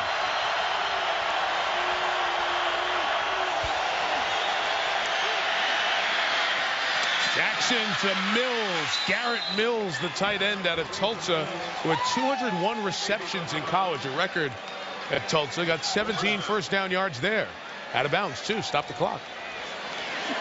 Jackson, once again, a nice job of hanging in the pocket. Bodies around him, waiting for Mills to make his break to the outside, and delivers the ball right between the 4 and the 5. When Jackson gets time and his mechanics are solid, he throws a beautiful ball. Obviously, little time. It's precious. But with one timeout, you really have to score as quick as possible here to keep yourself alive. Nothing open left. Oh, great moves. Flag down in the secondary as Jackson's tackled at the 6. This is going to be the 20th penalty of the game. What's the record? Get Steve Hurt on that. Well, the record for a first game that we're watching would be 20. Holding. Defense. Number 50. Half the distance to the goal. Automatic first down. Now, Mike, we talked about in the preseason an awful lot, you know, with starters not playing, some not even suiting up. At the first couple weeks of the season, we expected to see sloppy football. And for the most part, that's what's happened. Steve Hurt tells us 37 in the game.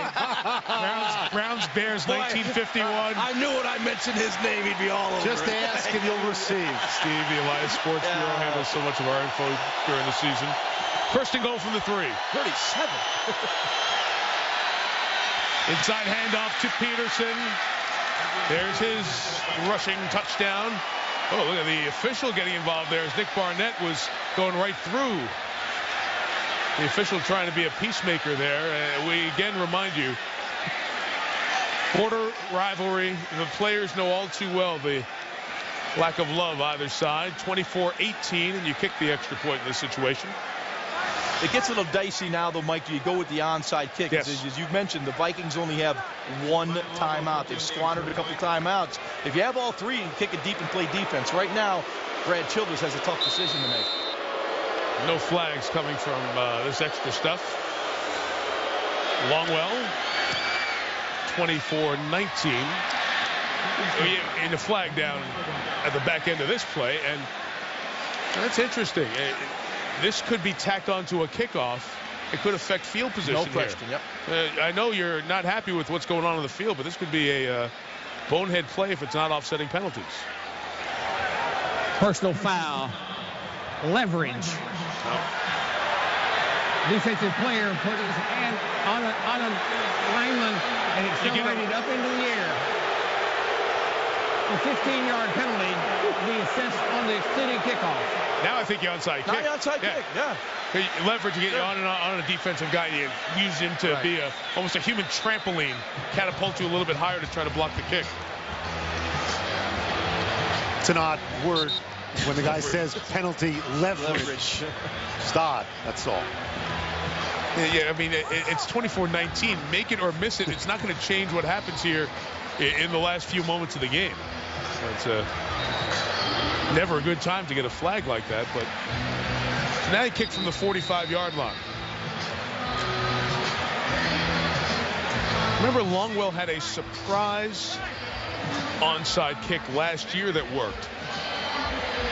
He had 2 successful onside kicks, one against Philly and one on a Sunday night, we recall, against Washington. So this wouldn't be much of a surprise, of course. No, but he had 2 that worked last year. No, they have their hand. The Packers have their hands team on the field, and kickers become so good at that pop-off kick. They drive it into the ground, and it goes about 15 feet in the air, and all of a sudden your coverage guys could go make a play because you can't fair catch it if it hits the ground first. There it is. And the head, it's alive. It goes out of bounds. And the question is, was it touched? The answer is yes. So it belongs to Green Bay with 1 timeout left at the 39-yard line. It was an excellent pop-up kick. The Vikings actually had a chance. You'll see it right here. Big B goes up to get it. Now he's hit. Oh, it goes right through his hands. That now is a live football. A bad break for the Vikings. It went out of bounds, or they would have had a great chance to recover that. So they have a timeout and the 2-minute warning. Yeah, that's Mike Stock, the special teams coach, talking with Tari Bigby, saying, hey, you're put there for your hands. Catch the ball. He was about to get hit. Yeah, he's going to get hit. If you catch it or not, you're going to get hit.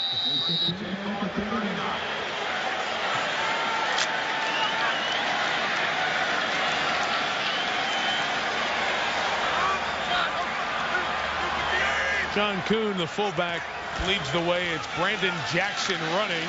Stopped. No gain. Minnesota immediately uses the timeout. Their last. Remember, they used one on a challenge that was unsuccessful earlier. And the next play should take us down to the 2-minute warning. Broncos and the Raiders next. Guys, I'll be interested to see how Jay Cutler does this year. The diagnosis during the offseason, diabetes, the treatment now for it, feeling the energy level, personality, leadership has been upgraded. We talked to Jay during this offseason. I'll be interested to see. Denver's been a disappointment the last couple of years. Will they be in the wild card mix this year in the AFC? And they'll be without Brandon Marshall tonight, really his go-to receiver, who's on a 1-game suspension. So a lot more pressure on the wide receiving corps in Denver to perform for Jay Cutler. But the problem in Denver's been their run defense, and that's been the key for them. They've got to stop the run, or they won't have a chance to be a playoff contender. Kick time in Oakland about a dozen minutes away. Second down, Brandon Jackson going to stay inbounds, flag down.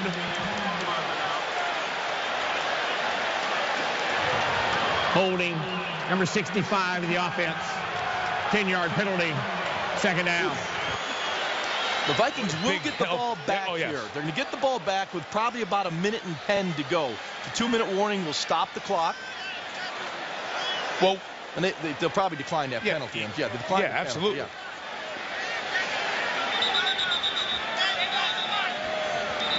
You got to decline this penalty here. Right. Penalty's declined. Yeah, okay. That's what I'm saying. You got to decline it. Now the play clock's going to run from 25 instead of 40. Right. Because you have a dead ball stopping it with the penalty.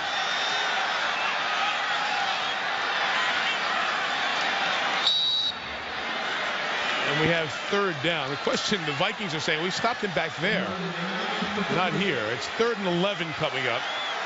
And the penalty, by doing that, also gives them the free stoppage on the clock with the flag. Correct. So a double disaster on that 12th penalty of the night. Rodgers' hands going nowhere is Jackson. And the clock will run to the 2-minute warning here. And Minnesota will get the ball back without timeouts. Jared Allen, who was quiet throughout, able to make the play there. So now they're not going to get it back with 1:10. They're going to get it back with 2 minutes.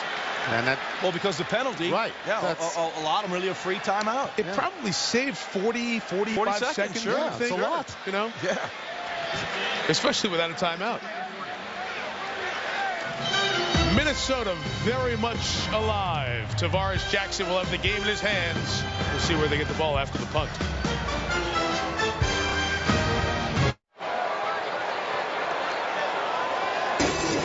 What's up? Stuart Scott with you at the Sports Center right now, immediately following the Packers and Vikings. Game 2 of our Monday Night Football doubleheader. Jay Cutler and the Broncos against Jamarcus Russell and the Raiders. One of the most bitter rivalries in the NFL is renewed right here next on ESPN. Now let's take it back up to the guys in the booth. Michael, what's going down? All right, Stuart, Derek Frost to punt. Vikings come at him with 9. Frost gets it away. Andre Allison has some room from the 22. Made the first man miss, and not a lot of blocking because they went for the punt block. So Allison's got it at the 31. No timeouts to the buck 51. Aaron Rodgers' night likely done for perspective. Rob Johnson in Jacksonville had the highest completion percentage in his NFL starting debut in '97. Rodgers would slide in there ahead of Sam Weish and Stan Humphries. I would say it's a pretty good start. Completed his last 10 passes tonight. Now will he get a win? That's up to the Green Bay defense.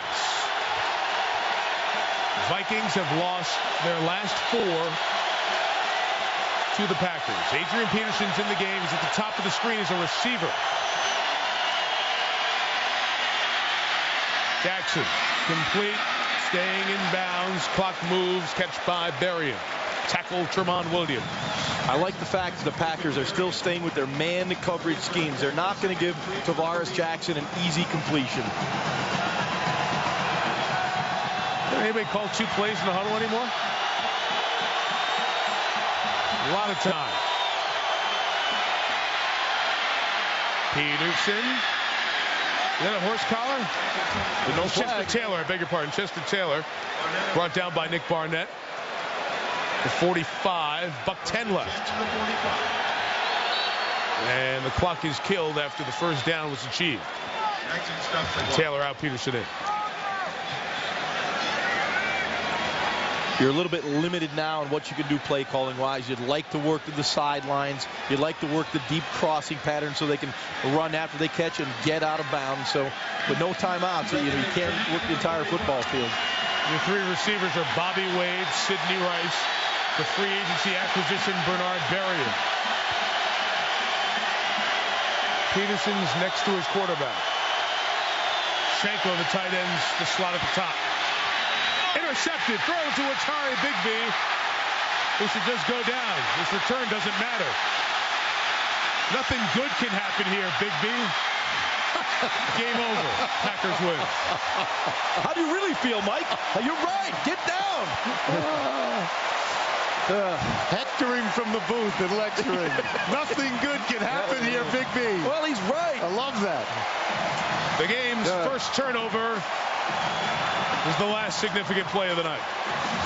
Yeah, it looks like Schenko pulled up on the route a little bit. I can't figure that one out. He's got Hawk on his back shoulder, man-to-man. Ball does get away from Jackson on the play. He got a little hurt there, too, as he was running. He's wearing a brace. He's been hurt before. And the reaction to Aaron Rodgers, he gets to put on the helmet for the favorite quarterback play.